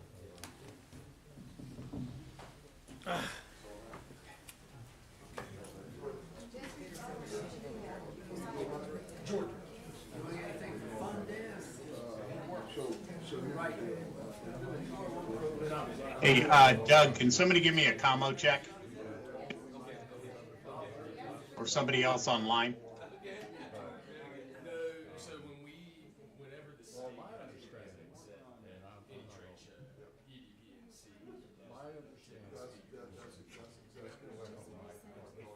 Can anybody online hear me? Okay, that's what, I don't remember seeing it. I can hear you. Scott, I can hear you. Hey, wonderful. Thanks a lot. Appreciate it. Colonel Brooks has really gone over all that stuff. Yeah, well, yeah, I think it's supposed to be a template, and then what I'm gonna do is I'll plug in all the, current data, because you probably have to do, it won't take me a minute to do that, now that we have all the data sources. Oh, yeah, makes sense. Yeah, good, I'm doing good, how about you? Getting all into that? Busy. Purple, yeah, busy too. Busy, that's your purple. Yeah, we're purple. Kind of purple star. It could work. There you go.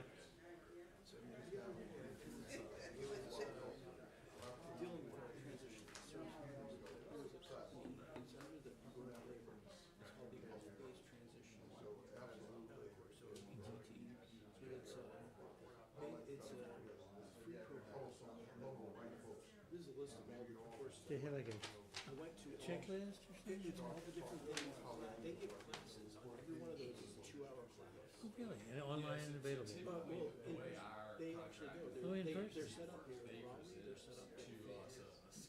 And they were looking to try to get a place in Jacksonville as well too. So they're looking to the community leaders to try to find out. So these are transitioning out of service? Out of service. Oh, But okay. this is all phase transition, so it has nothing to do with this program. They don't, and they will do it on the base because they don't want to confuse the sailors or Marines or whatever about which one they're supposed to do. But this is completely free. All you have to do is go to their website, sign up. And they said they won't turn anybody away. I mean, this is spouses, veterans. And who pays for VA? Department of Labor, believe it or not. Yes, Oh, yes. okay. So this is under the Department of Labor. I attended their course. They held it at City Hall in Jacksonville a couple of days ago. Oh, yeah. This is pretty cool. It is actually really good. I attended one of their classes, and it Now, was. with my speech about the legislative committee, make sure I get anything you need. Absolutely. In fact, what I thought was productive was one sentence, and it didn't seem to be any needs right now. That's right. That means it's been taken care of. Exactly. If it had a laundry list, then I'd be concerned. Yeah.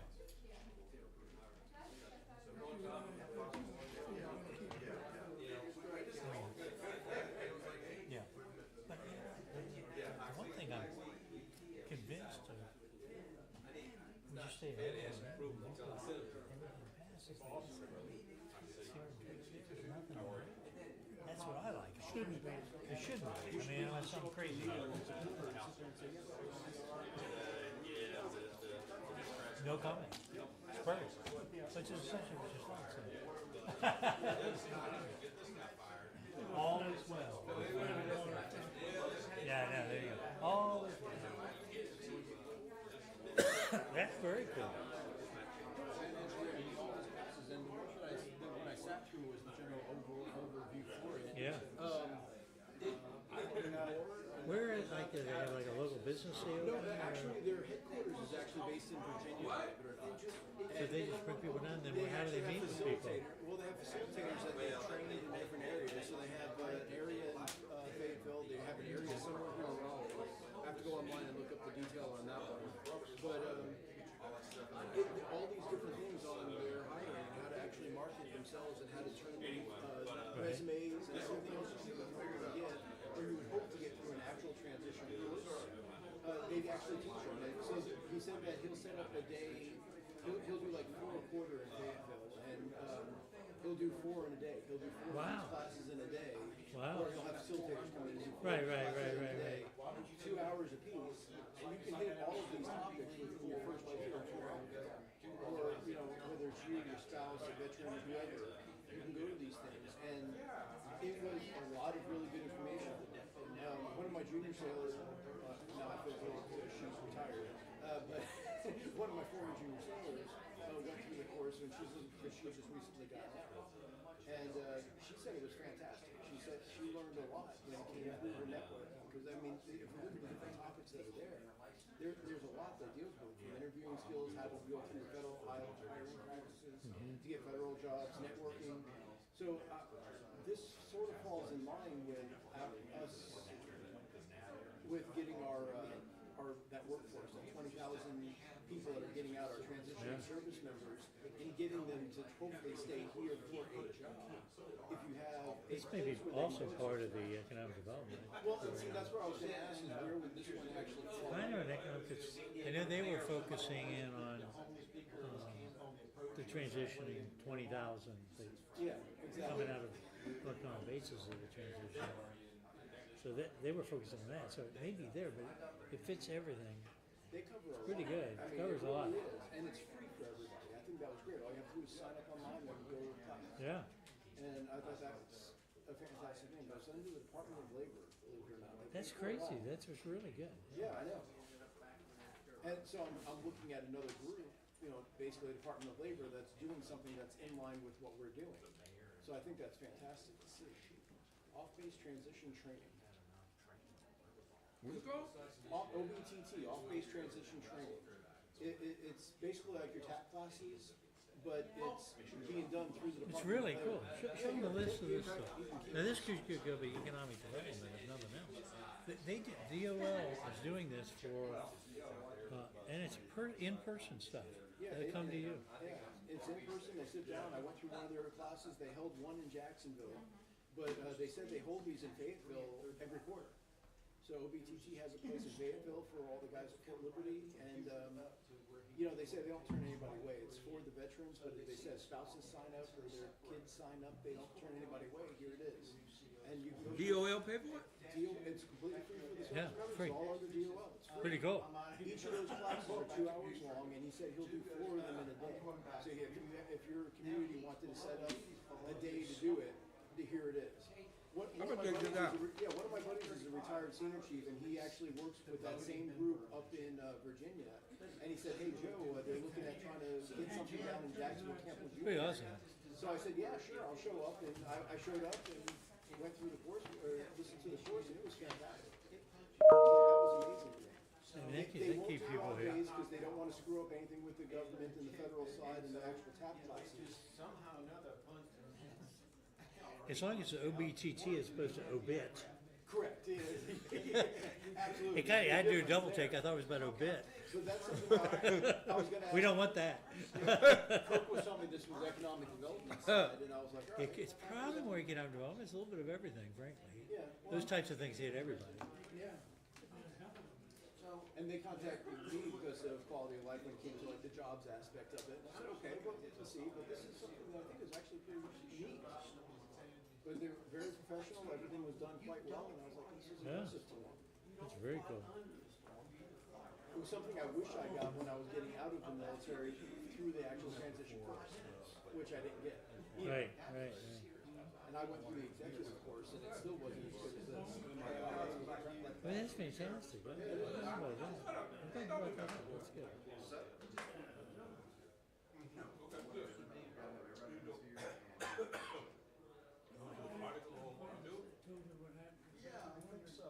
Every now and then it pops up. Let me know if you have any follow-up questions. I'll be happy to answer.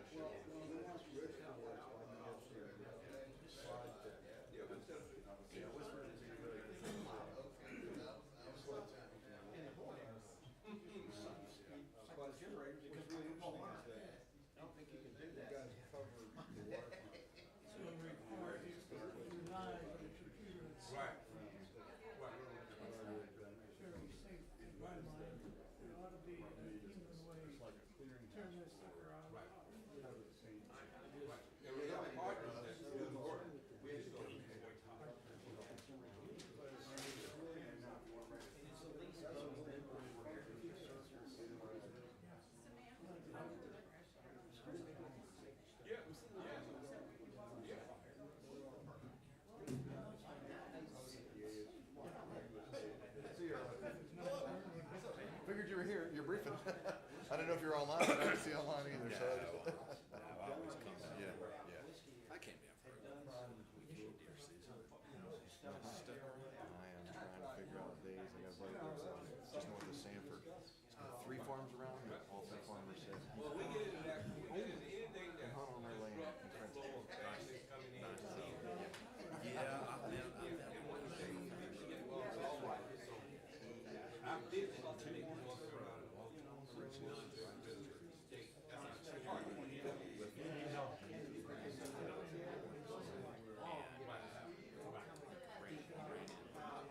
not there yet. We are not there. I hear people speak now. We clarify the gospel. You know, anytime we wake up and I think to yourself, I got this guy made. Oh, yeah, well. You ought to just go back, to check. These have some blacks to still check. So, but they wouldn't really be, just now. All right. Okay, please find your seats. Yeah, I'm looking for this to be my first draw. I went twice last year. If I got the bug, I'm looking for this one.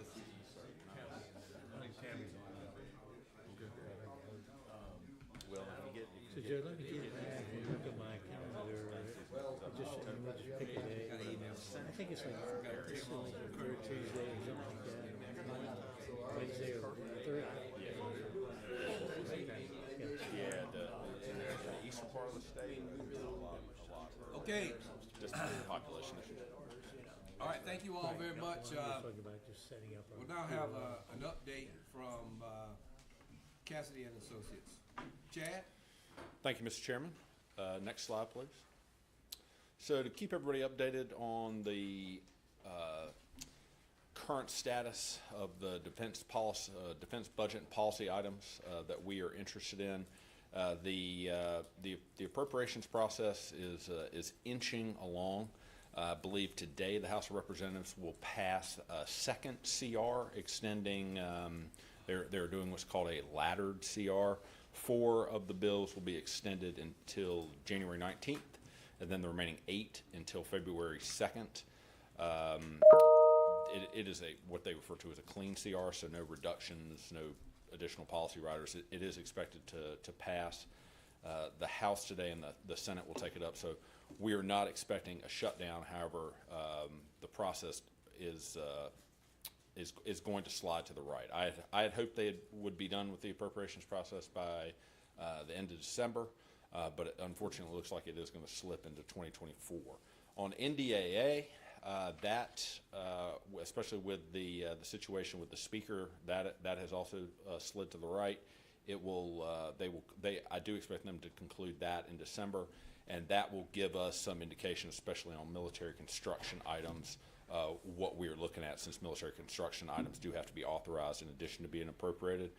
That will be a bit of foreshadowing. Next slide, please. So part of the reason for this delay is the situation that occurred with the Speaker of the House. As I'm sure you all are aware, Mr. McCarthy was removed on October 3rd, and then the House went 22 days without being able to elect a speaker before Mr. Johnson of Louisiana was elected.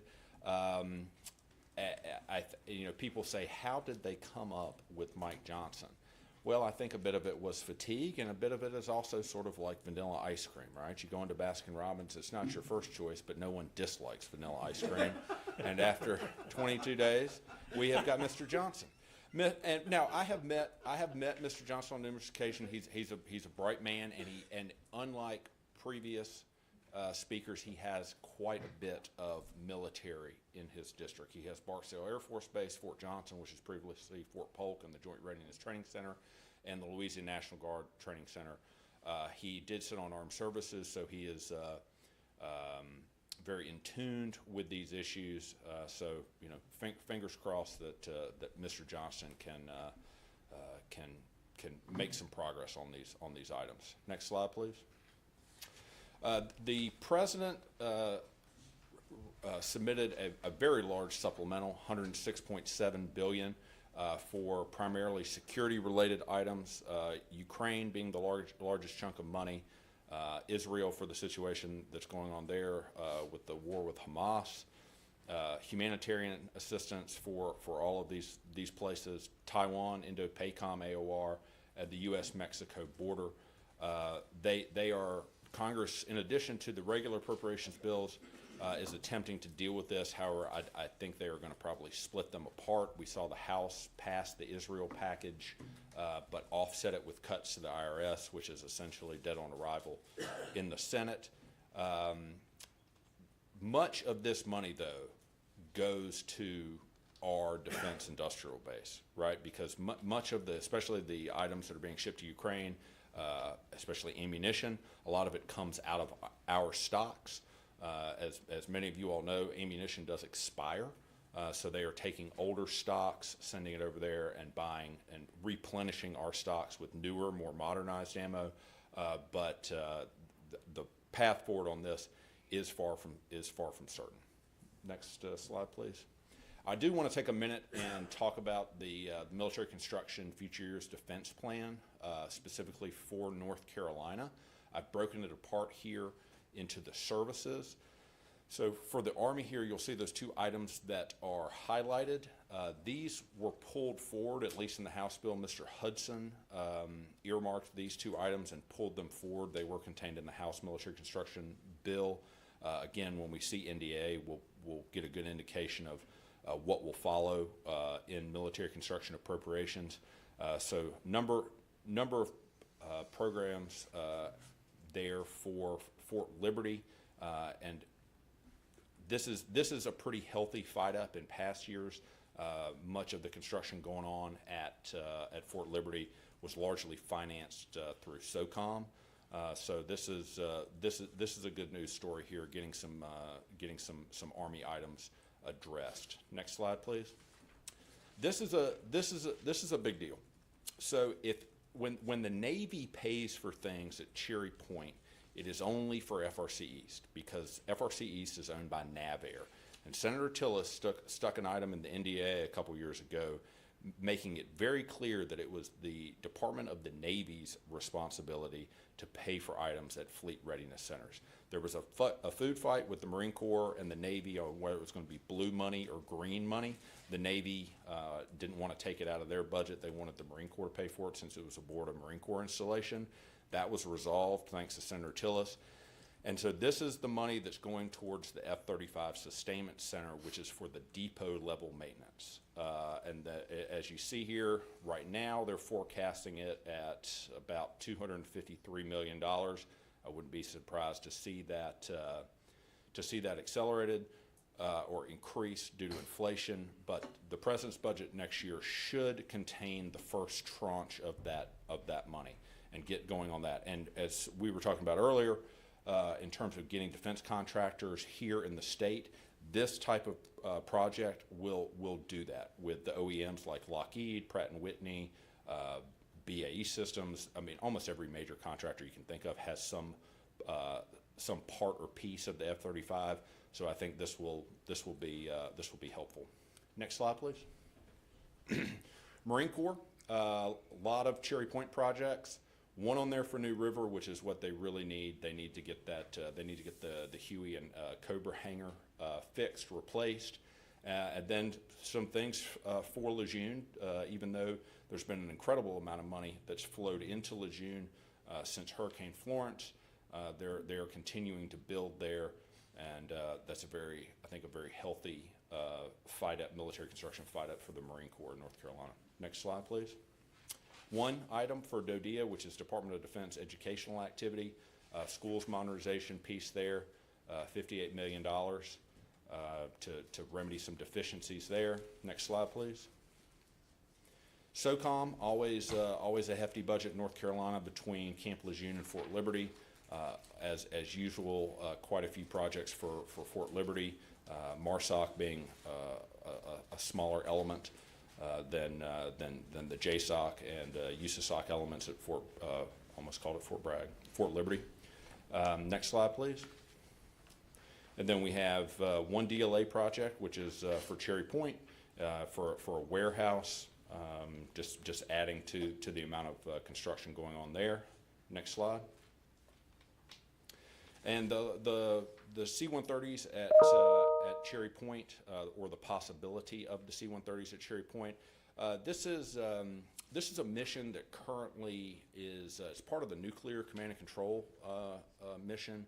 It's currently at Tinker.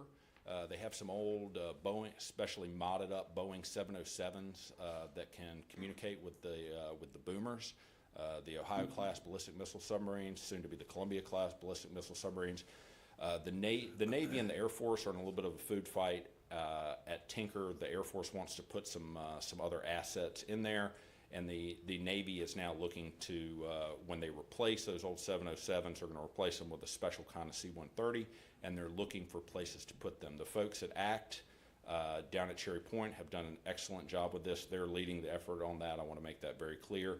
And looking to move these aircraft to either Marine Corps Air Station Beaufort, which, as Commissioner Myers and I were talking about earlier, if you look at a satellite image of Beaufort, there's honestly nowhere to put them.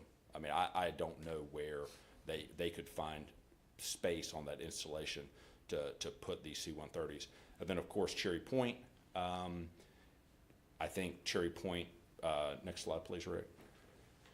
These are some of the talking points on it, but I think I really do believe that Cherry Point is far and away the most logical place to put these aircraft. And it does come with around 500 sailors and additional 1,500 family members. So it would be a pretty significant impact there to Havelock. And also with the NDAA, hopefully we get that done in December, that does contain a 5.2% pay raise for service members and also DoD civilians, which will have a pretty significant impact on North Carolina's defense economy as well. And last slide. Got one for you here. Go ahead, Dave. Go back at one slide. One slide back, please. Yes, Oh, yes, sir. in there, Beaufort's got one runway, Cherry Point's got four. Makes a whole lot more sense. Yes, sir. With that, so I'd probably put that as a point. Plus, Yes, sir. The other thing I'm curious about is, I know Beaufort wants it, but what's MCI East, who is their headquarters, endorsing on this? I don't think they're at that stage yet. They've just passed step one, basically, which is the survey part of it, and there still has to be a record of decision on that they're actually going to move these units out of Tinker. They're at Tinker. People say, why in the world is there a Navy unit in Oklahoma? It's sort of back to nuclear Cold War doctrine, putting them in the center of the country for security purposes. But there still has to be a final record of decision from the Navy that they are in fact going to move them before we get into some of the more substantive environmental impact statements and all that good stuff. But they've already Cherry Point has already identified a piece of property, about 100 acres, that the Navy could put the hangars and all the related infrastructure for it. So they are leaning forward into this in anticipation that the Navy is going to make the decision to move those aircraft. Next slide. And the last piece here is I discussed this at the North Carolina Defense Summit. The CFIUS restrictions around military bases, and the little triangles you see on this are military installations. The purple pieces there in Montana, North Dakota, and Nebraska, Colorado, and Wyoming, those are ICBM fields. So those are sort of special standalone areas. The circles there, the CFIUS folks, which is really run by Treasury, can designate that certain military installations are sensitive enough that they have a 100-mile buffer around them. So anybody seeking to buy a business that includes real property or just buying the real property, if it is being purchased by a foreign entity, they must go through the CFIUS review process. As you can see, Fort Liberty is one of those sensitive areas. The Dare County bombing range is the other one because of some electronic warfare issues down there. It is interesting to me, if you look just north of Jacksonville, there in Georgia, that is Kings Bay Naval Base, which is where our ballistic missile submarines come out of. It's very interesting that that's not one of the ones with a 100-mile buffer around it, but they have to specifically go through the federal rulemaking process to designate that 100-mile ring around those bases. So I would expect Kings Bay and some other sensitive installations around the country to have that added to it. Otherwise, it's just a one-mile ring. So for communities in North Carolina, especially when a foreign entity comes in to purchase property, such as VinFast, Vietnamese company, purchasing property there in Chatham County, that the purchase of that real property would have to go through a CFIUS review board. So it's important for local communities to be aware of that, because they can deny the transaction from occurring. With that, Mr. Chairman, subject to your questions. Yes, sir, thank you very much. Would you go and just give the first lead off on the end of year report? I think you're the next slide up. Okay. Yes, sir. So on the end of year report, increasing, number one, increasing military construction appropriations for North Carolina installations. We, in FY23, we increased the appropriations about $30.5 million for North Carolina. A great deal of that was in planning and design. Many of you all know this, but in order for a military construction project to be palmed for at DoD by the service or by OSD, it has to reach 35% on funding levels and planning and design before they'll palm for it. So earmarking that money for these projects, such as your small arms range, Mayor Ham, some other things at Seymour Johnson. As you all noticed there, when I was going through the FIDEPs, there was nothing for the Air Force, which does concern me, but we have been working on that to get the range situation remedied and some other things. We've added a couple projects in FY24, and we may be successful in adding a few more. Again, probably in about a month when we see the final NDAA, we'll get a better indication of how successful. But right now, we've added 2 additional projects for $97 million. And the way I think about this, a lot of it is when we think about our SWOT analysis, right? Every installation has strengths, weaknesses, opportunities, and threats, right? I'm going through here, and we mentioned the roads earlier. That's one that we're working on. We're waiting on a report back from the Army that's going to give us some details on cost and whatnot on how to address that and the intergovernmental support agreement with North Carolina DOT. A lot of this increasing military construction appropriations is addressing those weaknesses. So if we can address the weaknesses, then we can take advantage of the opportunities when they pop up, such as getting Navy C-130s. The second one, the road situation, let's get the report back from the Army. The report language was included in the House Armed Services Bill, the House Military Construction Appropriations Bill, the Senate Armed Services Bill. So the Army, the IE&E folks, Installations, Energy, Environment, are very aware that there's a lot of interest in fixing these roads. And then, of course, our F-15Es at Seymour Johnson. I think we are on a good path for that, but we do need to figure out what's going to happen with those F-15Es at Mountain Home, Idaho. That's the one piece that we need a little bit more information on. Our hope is that all F-15Es end up getting consolidated at Seymour Johnson to include some EXs for the formal training unit there. And last, obviously, monitoring the C-130s and Standby Act is running point on that, but we are certainly here to assist them in getting that mission placed at Cherry Point. Mr. Chairman, can I Yes, sir. speak to item 3? Yes, sir. Tomorrow, there's about 15 of us from Goldsboro in Wayne County that are traveling up to Washington. We'll be meeting with a group of us who are going to the Pentagon on Thursday. 2 more groups within that 15 are going to go to speak to both our senators and legislators about base sustainment of the mission of Seymour Johnson. Okay, very good. Okay, any other questions or comments? Thank you very much for that report and end of year summary. Next slide, please.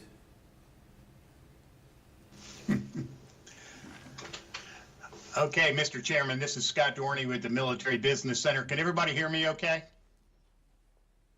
Yes. All right. I know there's a lot of information on this slide. I'm just going to touch on a couple of highlights and really submitted this for your annual report. If you're not familiar with the Military Business Center, we are a component of the community college system. We are charged by the General Assembly with growing the defense economy in North Carolina, and we have the privilege of partnering with the NCMAC and a lot of other great organizations and partners in the state to achieve that goal. We do it primarily through helping existing businesses win more contracts, those same businesses and others to do tech transfer to the Department of Defense, and to support the engagement of our transitioning military workforce with businesses here in North Carolina. And we also provide assistance in growing the economy to economic developers who are charged, among other things, with recruiting defense contractors to the state. So the slide has a lot of data on it for you to use in your report, but the first goal is obviously to increase revenues for businesses in North Carolina in the form of contracts. We do that with our business development team, who just this year has sourced out over 8,600 contracts to 30,000 businesses in our database. And Matchforce does that every day as well, and that produces results. So clients in 2023, businesses in North Carolina have won over 600 contracts valued at over $529 million. And since 2005, we track every contract that we connect with a client or help a client win, and the value of those contracts has been $17.8 billion. Obviously, the discussion point is connecting businesses to opportunities and helping them win is the primary task of the Military Business Center. In the future, we're going to enhance that. We've got some enhancements in the works right now for Matchforce and for our back office processes that will help us target our business development team even better on the most lucrative contract opportunities. The second goal is helping businesses perform technology transition to the Department of Defense, and our DefTech office takes responsibility for that goal. They work every day to identify federal R&D opportunities, connect them to their network of over 800 businesses on their mobilized platform, and help those businesses compete for those research and development opportunities. We'll be enhancing that in 2024. We're moving to a consolidated, targeted daily opportunity message that will go out to our research and development capacity in the state with current federal R&D opportunities. And really, we're going to be speeding up some of the work and increasing the work of DefTech and realigning it with some of the tasks that were outlined for the Defense Innovation Accelerator, which is part of the proposed Defense Innovation Network. That it was a funding request by the Department of Commerce to the General Assembly, which was not funded this year, but the tasks that are included in there for the Defense Innovation Accelerator, the DefTech is going to be assuming more and more of those responsibilities during 2024 as we seek additional funding to do that through Commerce in FY25. Of course, we also support the recruitment of defense contractors to North Carolina through work with the Economic Development Partnership in North Carolina and our local economic developers. And that is a constant challenge to always make sure that developers understand that businesses that they're recruiting can have the capability to perform work for the Department of Defense in addition to their commercial work, and helping them understand the unique assets that we have in North Carolina, the great infrastructure that our General Assembly has built here to help businesses grow and to leverage new markets like defense. So we're constantly educating those economic developers and continuing to work with them one-on-one with recruitment projects to help land those businesses either expanding or relocating to North Carolina. Finally, we do a lot of training and a lot of engagement with federal agencies. That will continue in 2024. In 2023, we did, of course, our infrastructure summit, our textile summit, a medical summit, and advanced technology summits. We intend to add to that in 2024 with a defense sustainment or food summit. And we'll also be conducting some defense contractor academies, probably 2 of them in 2024, to help our more advanced contractors who now utilize what we call our Tier 2 services to expand their defense contracting and grow our total defense contracting in North Carolina. So those are some highlights, and certainly we'll answer any questions, but I just want to reiterate that we're proud to be part of that infrastructure that our General Assembly created here in the state, and we're always happy to partner with the NCMAC and other agencies to move towards this common goal. Sir, subject to your questions, that concludes my brief. Well, thank you very much for the partnership and really the good comprehensive report for the end of the year. We really appreciate that. We look forward to 2024 and the things we have on the horizon there. And we wish you a speedy recovery and all things, and so thanks. Any questions for the North Carolina Military Business Center and Mr. Dorney? Okay, next slide. Okay, for base sustainment, we focused on the three priorities, which was, and trying to get new missions brought in and protecting our bases and air stations, our training areas, et cetera there. We did a lot of that in those two objectives you see there. We took a trip in January, the chair and I and some others went down and started out with an MCI brief that went to the Cherry Point brief that went through all the things that Chad was talking about right there a while ago with the F-35, training areas, quality of life, CDC, all these things that we talked about. And then we toured Global Trans Park as well and the Fleet Replacement Center. And my way ahead is to continue with those type of tours and get everybody as much educated as possible down the road for what our bases do and accomplish all the time. We're going to look into attend the conferences and summits. We've talked a lot about that already. We attended AUSA this summer, which was very informative, and we supported our own summit with the 4 panels that hit the mark. I feel like on from what takes place with the training and economic value to the host community and partnerships that take place between the base and the air station to healthcare, and then through Sentinel Landscape, which in my opinion is our best line of defense right now for our bases and air stations. Our proposed way ahead is to follow up on those best practices and as well as attend the conferences you see down there and those lessons learned and best practices. Very good. Thank you. Thank you to you and the committee for the work done over the last year. Any questions or comments for base sustainability? Okay, next slide, please. Sentinel Landscape.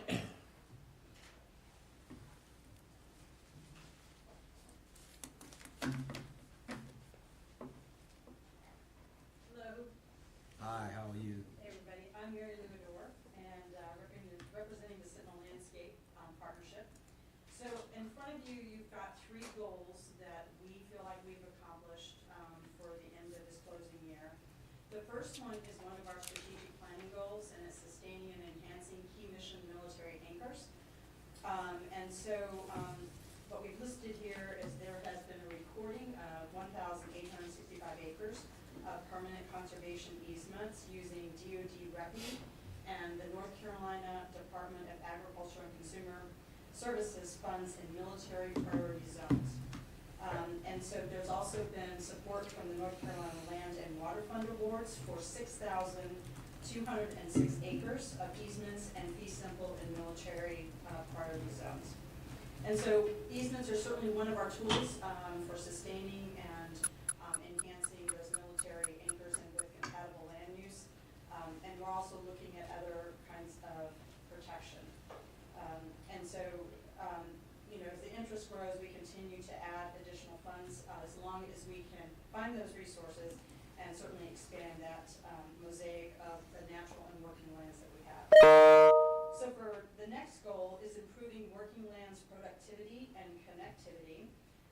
And this is, again, one of our Sentinel Landscape goals. And so through one of our partners in particular, this is the North Carolina Foundation for Soil and Water Conservation.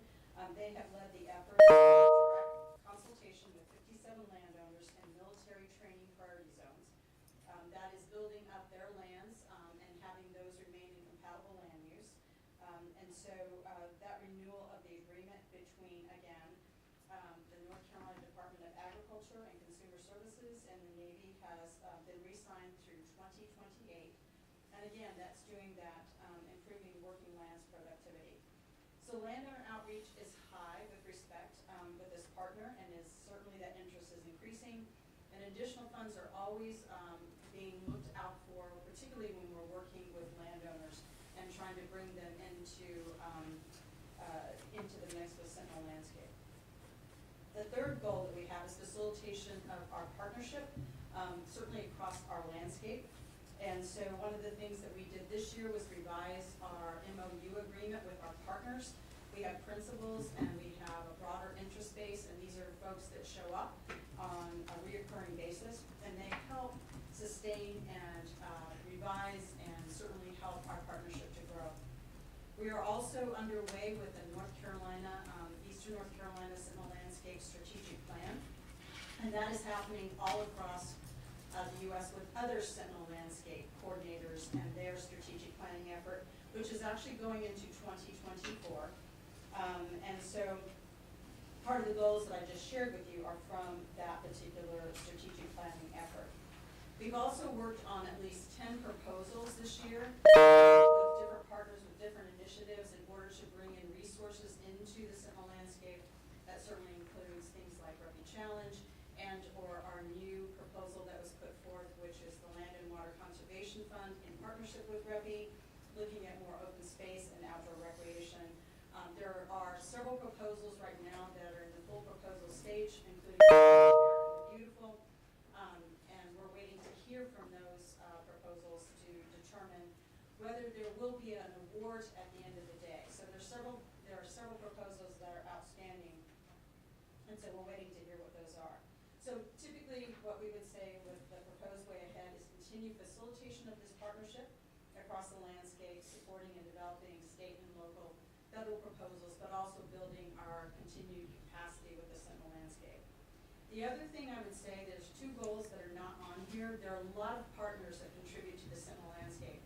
And one of the ones that's not on here is also our efforts with wildlife management habitat, increasing that, particularly with landowners. And so that's an important part of what we do. Expanding those corridors, because as we know, North Carolina is growing exponentially. And so some of those corridors and those wildlife habitat areas are really being shrunk quite considerably. And so there's a lot of human dynamics and wildlife dynamics. Those interactions are occurring on a much more frequent basis. So we're looking at ways to maybe curb that and provide that compatible space, particularly around installations, but also in the spaces between the bases, which is something that we talk about because we are a contiguous landscape here in North Carolina of 33 counties. The other thing that was not on here for another goal is that we want to broaden the knowledge and the awareness not only of climate resilience and adaptation, but also of our non-climate drivers, meaning what's happening to the state of North Carolina. We're the 9th most populous state, soon to be the 7th. What kind of impact will that have on our military installations and with our partners? And so we're looking at a lot of those things as we move on out. And that's what I have for our report, just to make you aware that the three goals that you see here are from NC State University and also from the North Carolina Department of Agriculture, and then the foundation, which I just mentioned. But then there are other partners that are doing a lot of other work throughout this Eastern North Carolina Sentinel Landscape. And I didn't want them to be shortchanged, and there's a host of them, and they're available on our website. Very good. Yes. Any questions? Well, thank you very much for the work you do and for that very comprehensive report. Any questions of her? Can you briefly bring us up to speed on the change or possible change that you and I spoke about, and kind of the second and third order effects of that may be coming? Yeah, so what Commissioner Myers is talking about is that currently the REPI office has discontinued the contract with NC State University. So as of November 30th, we will no longer be doing that work with them. And they are going into what is called a program review. And so that program review is supposedly designed to work with the North Carolina Sentinel Landscape Committee, also the North Carolina Sentinel Landscape Partnership, and to take a look not only at capacity, but potentially maybe some kind of restructuring. And so one of the things is the partnership, and to my knowledge, the committee were not aware of any of these changes. So it almost felt like the cart was put before the horse. And so, you know, we are, I think a lot of people were just as much in the dark with that as anything. So we're not sure what's driving it, what's the why, what's behind it. And so we do have a temporary coordinator that will be interim in the process. They're not to be permanent, is my understanding, but that's our climate resilience coordinator. And so right now I'm helping him with any kind of materials he might need to do his job successfully, because he is tasked with facilitating that program review. And which, you know, is supposed to end, I think, probably after the first quarter, so maybe around March or April. I think that what would be helpful is, you know, for all of the members of the partnership as well as the committee and even representatives from the MAP to join that program review and to be a part of that, so that North Carolina is represented, so North Carolina has a better understanding of what are some of the things that are going on that they have concerns about, and in order to kind of facilitate that relationship in that building. So I think that that would be a smart move to do to have a broader representation. Yeah, I assume that the department is engaged in that and will be a part of that review, and I don't know, maybe we can at least take a look at, see what role we might play in that as well. Well, our role right now is the 150 and the MOU, and we don't have a seat on the committee. Rick does. Right. So, but Well, Secretary Gaskin, he sits on, I represent Yeah. him at. Right. But- Yeah, well, but what we I'm saying talk. is, just, the department has got the lead on that, so we might just Yes. stay in sync with them. Their main effort, we're in support. Yeah. Yeah, and in the broader partnership, you have lots of different players that are part of that, and, you know, and Rick certainly has access to our website, which it publishes all that information, so the new MOU that's there will certainly go up there, and the strategic plan as we finish revising whatever drafts that we have. So that's also very clear about where we saw capacity, where we saw things, but I will just say that, I think for some members of the partnership at least, it hit them hard and they did not expect that. And they, I think for them it's now creating a wave of caution and maybe a little bit of distrust where it wasn't there before. And so, but hopefully that will be reconciled once, you know, the program review comes into play and, you know, people can kind of work through some of those things. So, Last yes. thing was this morning at the NCCC there was a question, I think maybe from Seymour Johnson with respect to Sentinel Landscape. They wanted to know who to talk to. So right now you can talk to me through the end of November 30th. Chris will, as far as like a partnership coordinator, NC State is still a partner. So NC State is still there and still available. We're not you know, going away. I think you could certainly talk to the Sentinel Landscape Committee. I mean, I think that there are various options there. But as far as like coordination of the partnership, I would talk with Chris and you know, make sure that he has an understanding, and then he can help you know, funnel that through. You know, what dates the program review will be, you know, and how they're going to go about, because none of us know any of this. Yeah, well, the you know. department is the lead for that, so the person they should talk to is the department. It was Commander Koski at Coast Guard Base Elizabeth Right. City, and I talked to her beforehand, after, and I actually spoke to Dr. Dorr just a little bit on. I'll follow up with that to make sure Yes. she's tracking and getting in touch with her if she needs to. Right. Yes, sir. I don't know as much about Sentinel Landscape as I should, but do they have similar, it sounds like that REPI is national, sort Yes. of overseeing all the agreements or MOUs or arrangements they have nationwide. Do they have similar arrangements with other universities across the United States? No, so we're all housed very differently, you know, so for example, Camp Ripley and their Sentinel coordinator, he's out of the Nature Conservancy. And another one works with Defenders of Wildlife. So we're all very, very different in where we're housed and how we're connected. The Climate Adaptation Resilience Coordinator is with Coastal Federation. And so, you know, we're all very different. And so we've been contractual, you know, on a year-to-year basis pretty much. And there are things that are changing, you know, at the national level. We're moving from the endowment, which has been typically where we've had our funding source, over to NRCS, which is with the Department of USDA. So that is changing. I do know that last week when we had a partnership meeting, we were looking at a slide that said we might be sharing some of our expertise, like our climate resilience coordinators, might be shared between two landscapes. So there may be some budgetary things going on, I'm not really totally sure, so that may be a part of some of the things that they're facing. I do know that we've been increasing our ask to them because of capacity. such as needing communication specialists and certain things just as a, just as a broad group of coordinators. And there are 12 of us now, so, and soon to be more. So Sentinel Landscapes is expanding the number that are going to be here in the United States, from 12 to maybe, I don't know, 15, 20, something like that. So it's been a highly successful program, a lot of staying power. Okay. It just seems like a very successful program that we. Highly successful, yes. Yeah, and there's a lot of interest I perceive on the commission to see what the heck's going on and Yep. how come there's no heads up ahead of time, and be interested to see what develops. It will be, and I think there's more and more information coming, and so it'll be interesting to see how that plays out, so. Thank you. You're more than welcome. All right, thank you, ma'am. You're welcome.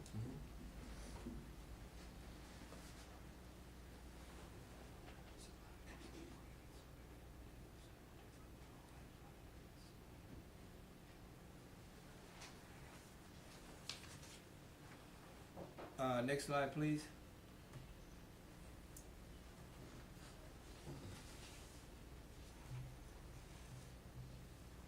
Mr. Lewis, Economic Development Partnership of North Carolina, sir.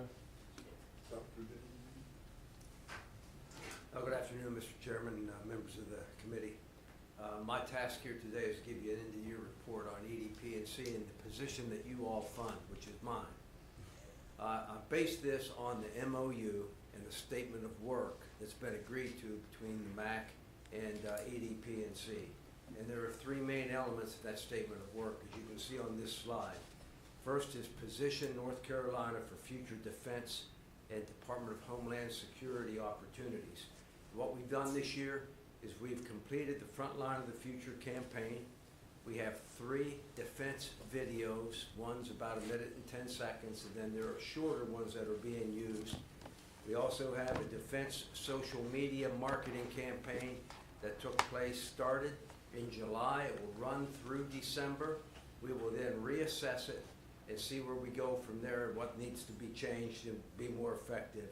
And we also had a congressional letter to the Assistant Secretary of Defense for Research and Engineering talking about the importance of North Carolina and all the innovation that's taking place down here, with the goal of getting her to start to think about North Carolina for any new developments they may have in putting innovation offices, defense innovation offices here in North Carolina. I didn't do that alone. I had the coordination of both EDP&C, the North Carolina Department of Commerce worked with us on that, the UNC system, Kathy Sadner, Duke University, the dance worked with us, Military Business Center, so I brought all of them together and we put this together, and they were all commended for their help because they sure didn't get paid anything for it. So what we will do at the end of this year is assess and redirect. Our second item was identify potential future operations and what the EDP&C refers to as leads. A lead is a company or an organization that has a reasonable commitment to moving to North Carolina. And they want to come here and they want to look, and they're engaging with us. So in order to do that, I attended 5 major trade shows, ended up with 2 good, solid, qualified leads that are now in project management for the EDP&C. And we had 10 AUSA meetings. Among those meetings were not just industries such as Bell Helicopter, Rheinmetall, GM Defense, Booz Allen, but we also had meetings with the Defense Innovation Unit out of DC, the Army Research Lab, the director of the Army Research Lab. We want to protect the Army Research Office and RTP. There's been some discussion about moving it because everybody's doing everything virtually, so why do they need to have an office here? So we want to protect that. That was defensive. And we also met with PEO Soldier and tried to continue to convince them, with everything going on at Fort Liberty, they need to have an office here, not up at Fort Belvoir. So that was number 2.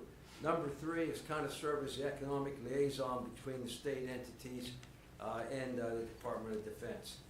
What I've done there is establish great relationships with AFWorks, Army Research Office, DARPA. We actually hosted a DARPA event down here that I brought down here, and it was at the Triad area at NCA&T.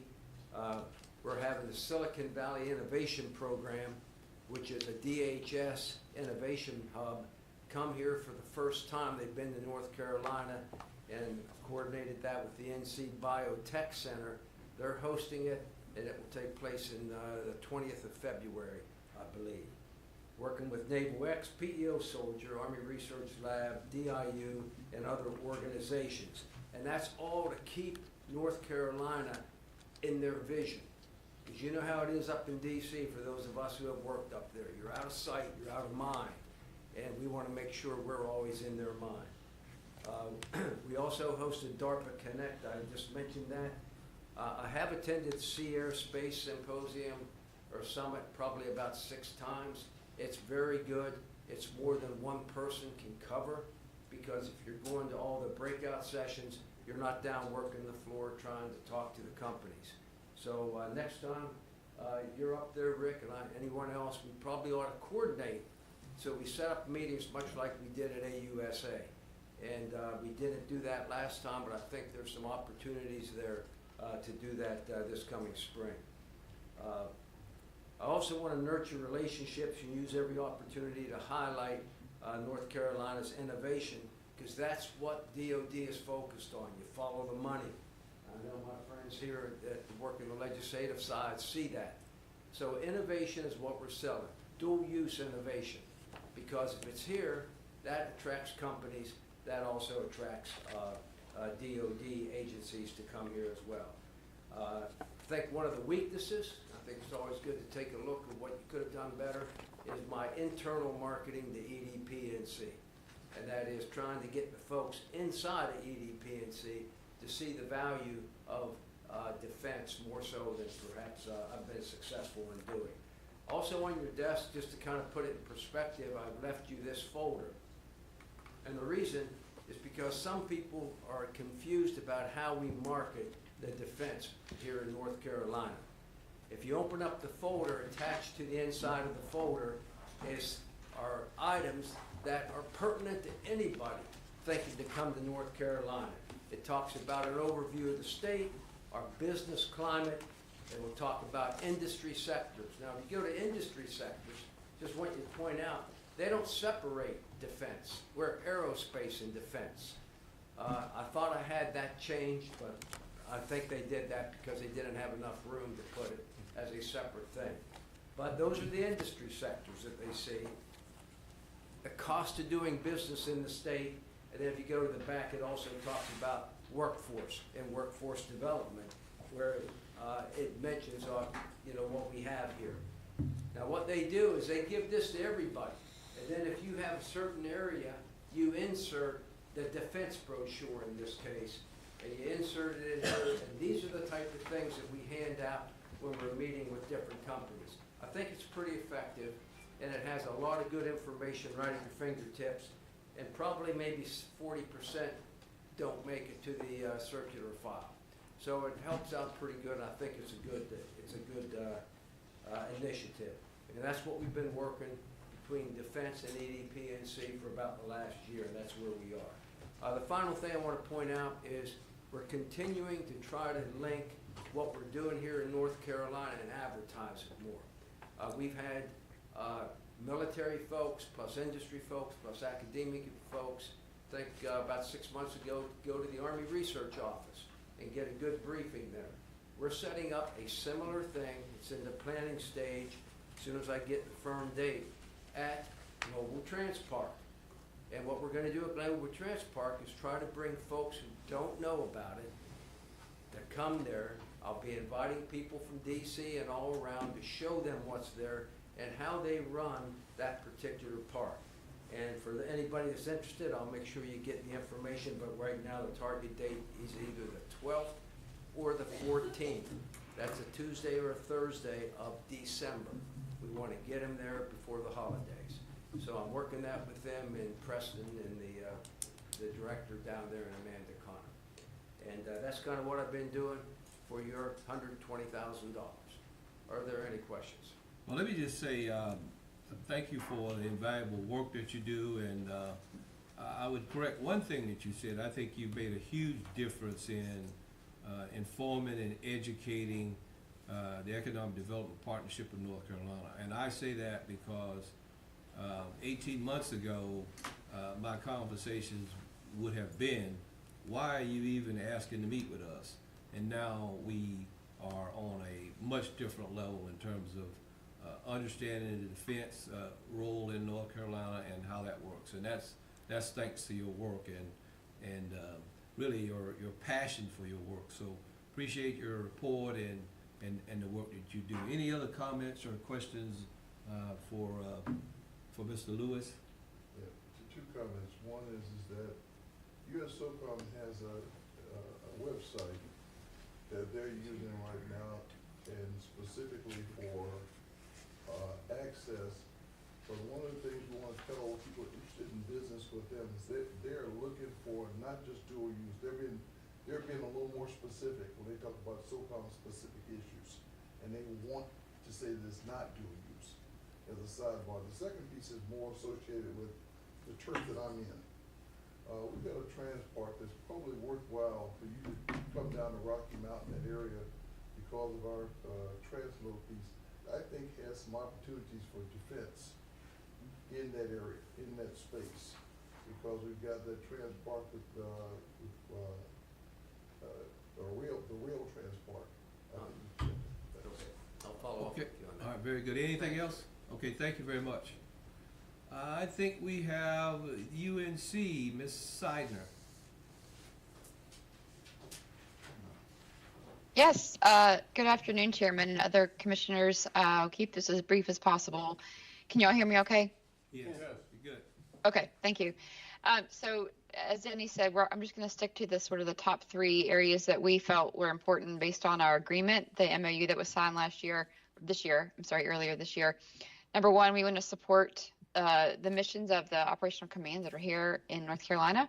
And one of the specific ways that we've been doing that is by working with the 18th Airborne Corps and its subordinate commands through the Army's Pathfinder program. We've been working with our congressional members to continue to support funding for that program. We've also been engaging in almost a dozen projects that are either active or in the pipeline to be funded soon, where our faculty and student researchers are paired up with active duty soldiers who present a problem, and they come up with innovative solutions together over the 6 months to a year time frame. So we're working those programs, and hopefully we'll continue to develop those and come up with transition plans to get those solutions actually in the hands of those warfighters. I think one thing that we're looking to try to do is the 18th Airborne Corps Innovation Outpost that was mentioned by General Donahue at the summit. We want to get more of our folks down to base and involved in that innovation outpost and the Airborne Innovation Lab on base, so that our researchers can see firsthand what the needs are and be more hands-on on the ground. The second thing is we want to help support the growth of the defense industry here. And Denny mentioned that we have been supporting the Frontline of the Future campaign and other, sort of marketing outreach campaigns. I think we're looking forward to also thinking about ways we can engage PBS North Carolina, because that's one of our affiliate organizations. So how can we get some TV programming or some short online modules that can get the word out across the state about the military industry and the military communities here? We are currently conducting some employer listening sessions. We just wrapped those up. We went to the eastern part of the state, the western region, and then in the middle, and met with a variety of employers from the EV and automotive sector to life sciences and pharmaceutical to manufacturing and everything in between. And we basically asked a series of questions around how we can better provide a talent pipeline. And one thing we heard over and over and over again was that they're very interested in hiring military talent, those transitioning from the bases, but as well, veterans as well. And they had nothing but positive things to say about how high performers those folks are in their workforce. So that's something that we wanted to pass along to you all and continue to work with NC4Me and other folks in that space. One potential thing that we could consider is the UNC system has something called an Economic Transformation Council. This is our economic developer leads at all 16 of our universities meet quarterly. We don't have a date yet for the next meeting, but it will be either January or February timeframe. And if the Economic Development Committee for the MAC would like to come and meet with us and give an overview briefing, that would be fantastic, or we can consider a future date for that. We also, on the third piece here is just work kind of feeding into number 2, which is growing our workforce by helping service members and their spouses and family members get into our workforce. We have about 22,000 almost military connected students right now enrolled across the UNC system. We want to keep growing that, so we have active efforts to grow that.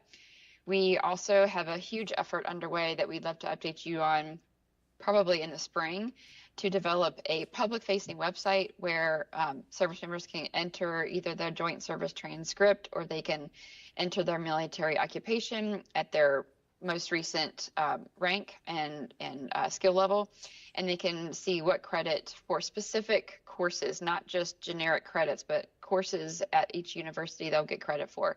So we hope to have a soft launch for that in either late January or early February timeframe is what we're shooting for. So we would love to be able to show a demo of that at some point.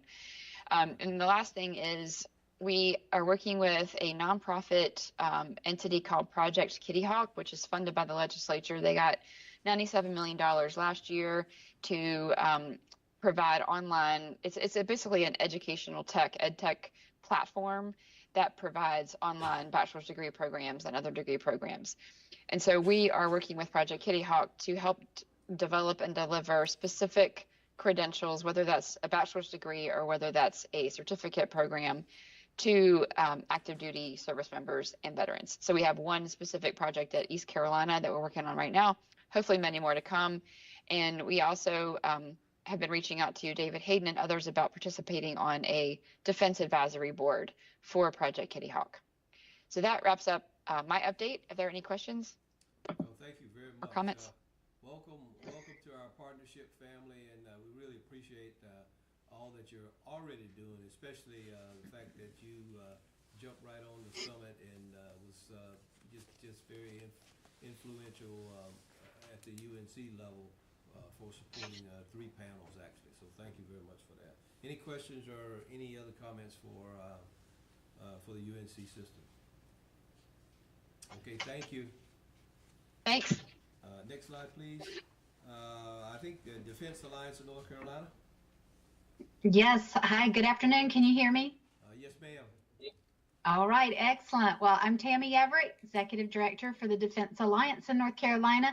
And thank you, Chairman and members of the Commission, for this opportunity to brief on. I'll start with the first slide here that you see. And this is a very brief overview of the MOU between the Defense Alliance and NCMAC. It was executed earlier this year on February 1. And the Defense Alliance in North Carolina was able to leverage and incorporate businesses, academia, and community partnerships to complete the task that you see listed below that support the statutory purpose of the NCMAC. So task 1 in red, that is straight from the MOU, provides strategic communications management support. So the Defense Alliance appointed Van Carpenter as the lead manager for the NCMAC Strategic Communications Interface. That was effective 17 February. And this important role included the management of 2 agency vendors and a very successful military awareness program campaign that was expanded to the Charlotte area. Van coordinated the execution and measurement of all social media, media advertising, and public communications to further the effectiveness of the Strategic Communications Working Group activities and goals throughout North Carolina. Task 2, support the North Carolina Defense Summit. This began with establishing the North Carolina Defense Summit Working Group with an initial kickoff meeting on 31 March, followed by then a site visit at the venue, which was the Hilton North Hills in Raleigh, on 14 April. And then virtual meetings continued bi-monthly beginning on 9 June all the way through September 25, leading up to the 26-27 summit. Members included Rob Cooley as lead, myself, members of the commission, leaders from ADC, representatives from NC for Me and JK Premier Marketing. This collective group planned, managed, organized, and coordinated the logistics provided for what was a very successful summit. Task 3, coordinate forums organized around key NCMAC developed goals and objectives. Our forums create regular opportunities to explore emerging defense sector trends and challenges, deliver actionable intelligence to leaders from NC businesses, academia, government, and military communities. So between 22 February and 25 October, DANCE hosted over 10 in-person and virtual forums on subject matters relative to government relations, science and technology, women business leaders, and infrastructure and facilities. Next slide.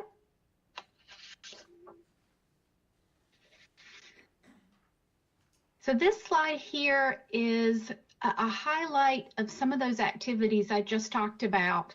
The Defense Alliance, we are so committed to grow in the defense industry in North Carolina through connecting key organizations and senior leaders, informing our state legislators, delivering actionable insights, leading high-impact strategic initiatives, and providing actionable information and networking. So here you see some of our partnerships, accomplishments, and activities just this past year.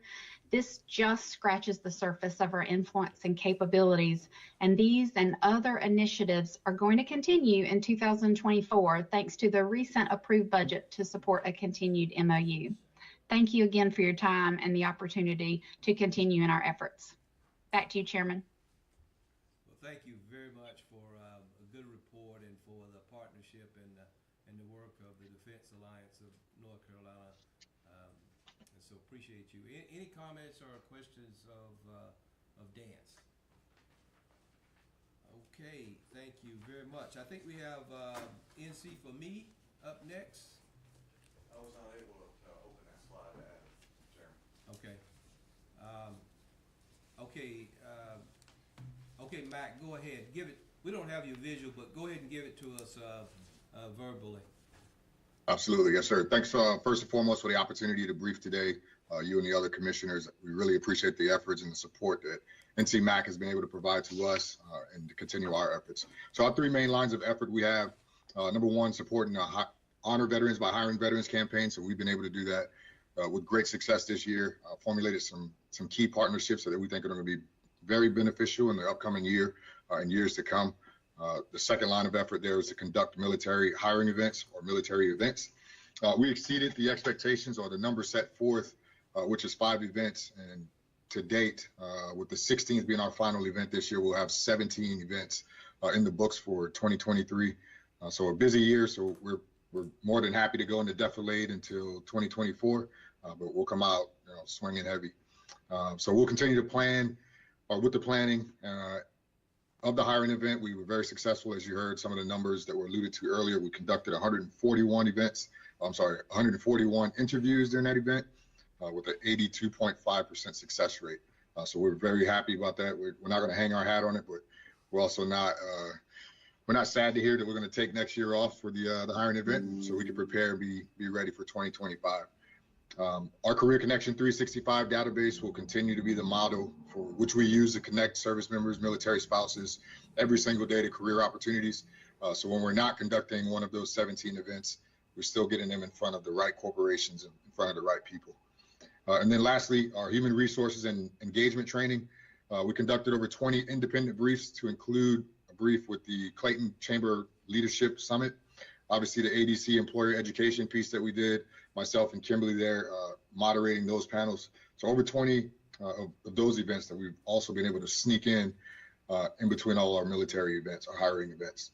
So we'll continue to do that by educating those strategic leaders on why they should hire from the military community, educating them on the value proposition. And other than that, we'll continue to just push forward and surge. Happy birthday to all the Marines out there. And again, thank you all for all the support that the NCMAC provides to NC for Me. Barring any questions, that's all I have, sir.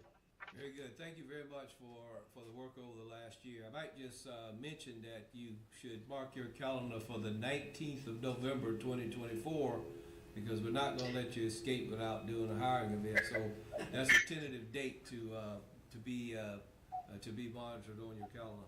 Any other comments or questions for the NC for Me team? Okay, thank you very much. Thank you, sir. Next slide, please. I want to just say that it would be one thing if we just had partners, and formal and informal. But what I am continually impressed by is we have purposeful partners with passion. And you can hear that in their reports and the way that they go about doing the various activities. And so really I want to just say to all of our partners, thank you very much for the passion that you bring to the various areas that you support, because it makes a difference, a huge difference in building and sustaining resilience and readiness for our military installations and highlighting our defense sector in North Carolina. And I also want to just thank the commissioners for just many volunteer hours that you all put into to this effort. Now what you see here is our calendar for 2024. It includes meetings for your attention. We will have an NCMAC meeting in February. We will have one in May. We will have one in August, and then we'll have the final meeting in November. And this is so you can get them on your calendar. Also listed there are most, but not all, of the events that we intend to resource this year. And so for the commissioners, expect to receive an email within the next 7 to 10 days listing all the activities and seeking your feedback on which you wish to attend, so we can begin to identify who is going to attend the various activities that we have. And so that's our way of organizing for next year and really allowing everyone to get their calendar synchronized. I might also say that we intend to have a closer partnership with NCCC, and we've already discussed doing a joint meeting at the end of next year on the 19th of November. So we're not only going to continue to perhaps attend the installation visits that they have, we'll do some of that, and you heard that, but we'll also do a joint meeting, not on the same day as today, but a joint meeting where we have the actual commanders in the space so they can talk directly about what they have accomplished and what their concerns are. So we're looking at doing that. We're also going to have give some what I would call the main effort to spouses next year, and our Quality of Life Committee is going to lead that, and it goes something like this. When you are preparing to move, there are a couple of questions that you ask. The first question is, where am I going to live? And it's a spouse asking that question. The second question is, where are my children going to go to school? The third question is, what about the child care? And then what about a job for me? And then where's the health care? So those 5 areas we're going to give special focus to, because those are the questions that spouses ask when they move, and we ought to be able to give added attention. We're already doing it, but we want to give added attention to housing, K through 12 education, child care, spouse employment, and health care to support the military family. And so Quality of Life is going to be doing that, and so you can expect to hear more and questions and probably be involved in various pieces of that. But I think we have an opportunity to really to give some really added focus to that. You know, we live in a very dangerous world, and we've got several potentials for open wars. And you know what? When the service members go off to war, you know who's managing things? It's the spouse. And so that's another reason we ought to give added focus to assisting them and improving their resilience and what they do. I've also asked Chad to worked with us in developing an operation plan or a contingency plan, I might say, for base realignment and closure. You know, you can't wait until there is a base realignment and closure and say, okay, what do we do? And so from my perspective, we're always in phase one. Phase one is always how we support our military installations and how we posture ourselves to be the last to lose force structure or missions. And so we're always in phase one. And so over the next several months, we will ask for input on, okay, what do we do and what are the conditions that signal we need to go to phase two and phase three. And so we will put something together, not an extensive document, but enough of a framework that causes us to think about what we do in that scenario. I also want to just announce again that there will be no warfighter in 2024, and so that's a signal that you know, we made some great progress in 2 years of warfighter in North Carolina, but they're not going to do one at all in 2024. So the North Carolina Military Business Center, it impacts them because they did an event beforehand, and it has several implications. And so just want to make sure everybody is tracking. I've received that from AUSA recently. And then the last thing is just to say, mark your calendar, you know, everyone, for the 19th of November, and make sure you're tracking doing that. And so with that, I'm open to any questions or comments about the calendar or any other topic before we go into new business and open comments. Any questions about the calendar?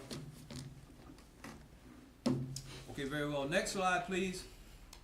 This is a slide that you heard some conversation about the studies and surveys and report that we do. This slide is just a summary of that, and it lists on the left side the studies and summaries that we've been involved in, and it shows when they were last done. And so we will be taking a look at this when we start the new year and making some decisions on which ones we need to resource to be updated or whatever. And so that's a part of how we support our military installations and so on and so forth.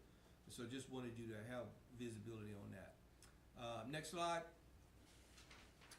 Okay, now the floor is open for any new business or any open comments from anyone. So if you have, I see one hand. I see Tammy Everett.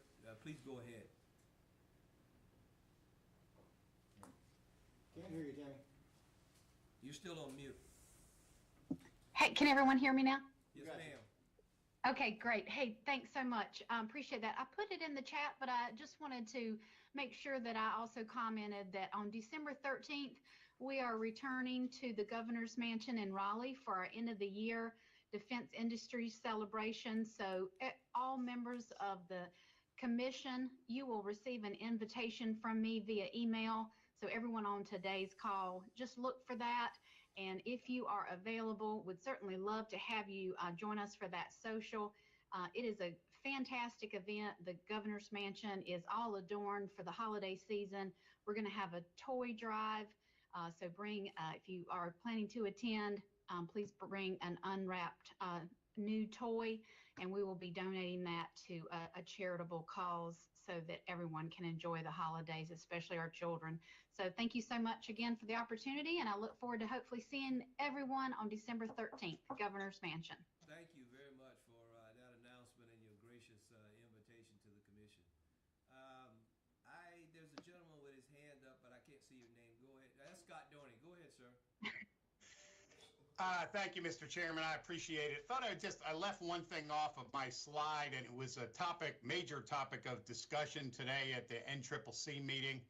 And that is an initiative that the NCCC is doing, really spearheaded by the garrison commander at Fort Bragg, to host a North Carolina Installation, Innovation, and Modernization Symposium. So the NCCC will be going through a process of identifying their needs and problem statements, and then they want to have a symposium that'll be consists of several government panels with an industry and academia audience to be able to hear and ultimately respond to the installation commander's needs for technologies and other ways of modernizing their installation systems. So that is an NCCC initiative. It is the base commander's initiatives, but they have, in working with the commanders, identified that a good time to conduct their public symposium would be in conjunction with the Federal Construction, Infrastructure, and Environmental Summit that the Military Business Center and the 2 senators from North Carolina host in Wilmington in April. So in the meantime, they'll be developing their problem statements. But right now, that symposium is scheduled for the afternoon of 18 April. So the summit ends at noon on 18 April, but at 18 April in the afternoon will be the NCCC's Modernization Symposium. Obviously, we hope that folks that come to the summit, which will include some installation technology sessions, will stay for the NCI2M Symposium. And we hope that people coming in for the NCI2M will come early and come to the summit. But I did want to make sure you put that on your calendar. That'll be an important NCCC event. And so that'll be on April 18th in Wilmington. Very good. Thanks for that announcement. Can you give the inclusive dates of that? What is it, start on the 16th and then run through the 18th? Sure. Absolutely. So the Federal Construction, Infrastructure, and Environmental Summit starts at 1300 on 16 April. It runs through noon on 18 April. And then there'll be a short break, and the NCI2M Symposium will begin at 1300 and run through about 1600. Very good. On the 18th. Very good. Thank you, sir. Thanks for that announcement. I can't tell who else has their hand up. Tammy Everett, I think it's left up. Okay, yes, sir. Yeah. I didn't know if I wanted to bring this up, but I think one of the things of concern, I'm glad you brought up the discussion about being a prophylaxis for what may or may not come, which is the threat to reduce the size of our forces and where they do that. That's powerful. But I remember when I first started doing this before I guess 2018 or 2019, and I ended up going to a DMVA meeting, and I was sitting there listening to what they were doing. I am concerned that we have got to be really clear routinely on what we do. I've been part of how we grow forward, but I'm really concerned about mission creep between us and DMVA, and then more importantly, people's external audiences for task and purpose. And it's not for comment now, obviously, but it's for thought process and making sure that we're very clear in that delineation, because some of that was surfaced to me at AUSA, and I kind of dismissed it because advising and assist was pretty easy for me to say, and who we respond to. But I think it's important for us to make sure, because we are a group of volunteers, and if we aren't careful, energy levels will make us do more than what is sustainable. Just my thoughts. Appreciate that. I likewise appreciate the fact that everything we do in terms of the commission is volunteer work. And so we're able to accomplish what we do because of the volunteer work of the commissioners. And when commissioners are not available or nobody's available to do something, then we won't do it. That's pretty easy. And so, yes, sir. Thank you, Mr. Chairman. I'm going to beat my drum here. I was very glad to see that the chairman had a in-person meeting scheduled. I was really depressed when he included the virtual portion to it. I think we should get back to in-person meetings in total. All our subcommittees and just all our committees. Anybody can't make it, we can have a phone connection for them, and they can work on the phone. We worked very well prior to COVID doing that, and we accomplished many good things. I personally have a problem with working over an internet connection. I don't get the information out of a meeting I should get, and I'm sure I'm not alone in that. The younger people, they might be much more comfortable with it, but, you know, they didn't have computers when I grew up. So, I want to stress that I strongly feel that all of our meetings should be in person, period. Yes, sir, appreciate that, and we certainly will consider that and look at that as the committees decide their dates and how they intend to do business. But we have the technology to allow those that can attend to be present to form quorums, which is one of the concerns that we have. And we are dispersed around the state, so that's another factor that I'm always mindful of. Prior to the COVID affair, we were dispersed around the state, and we had no problems having everyone show up for me. I shouldn't say everyone. There'd be one or two that could make a meeting, but they had a phone connection.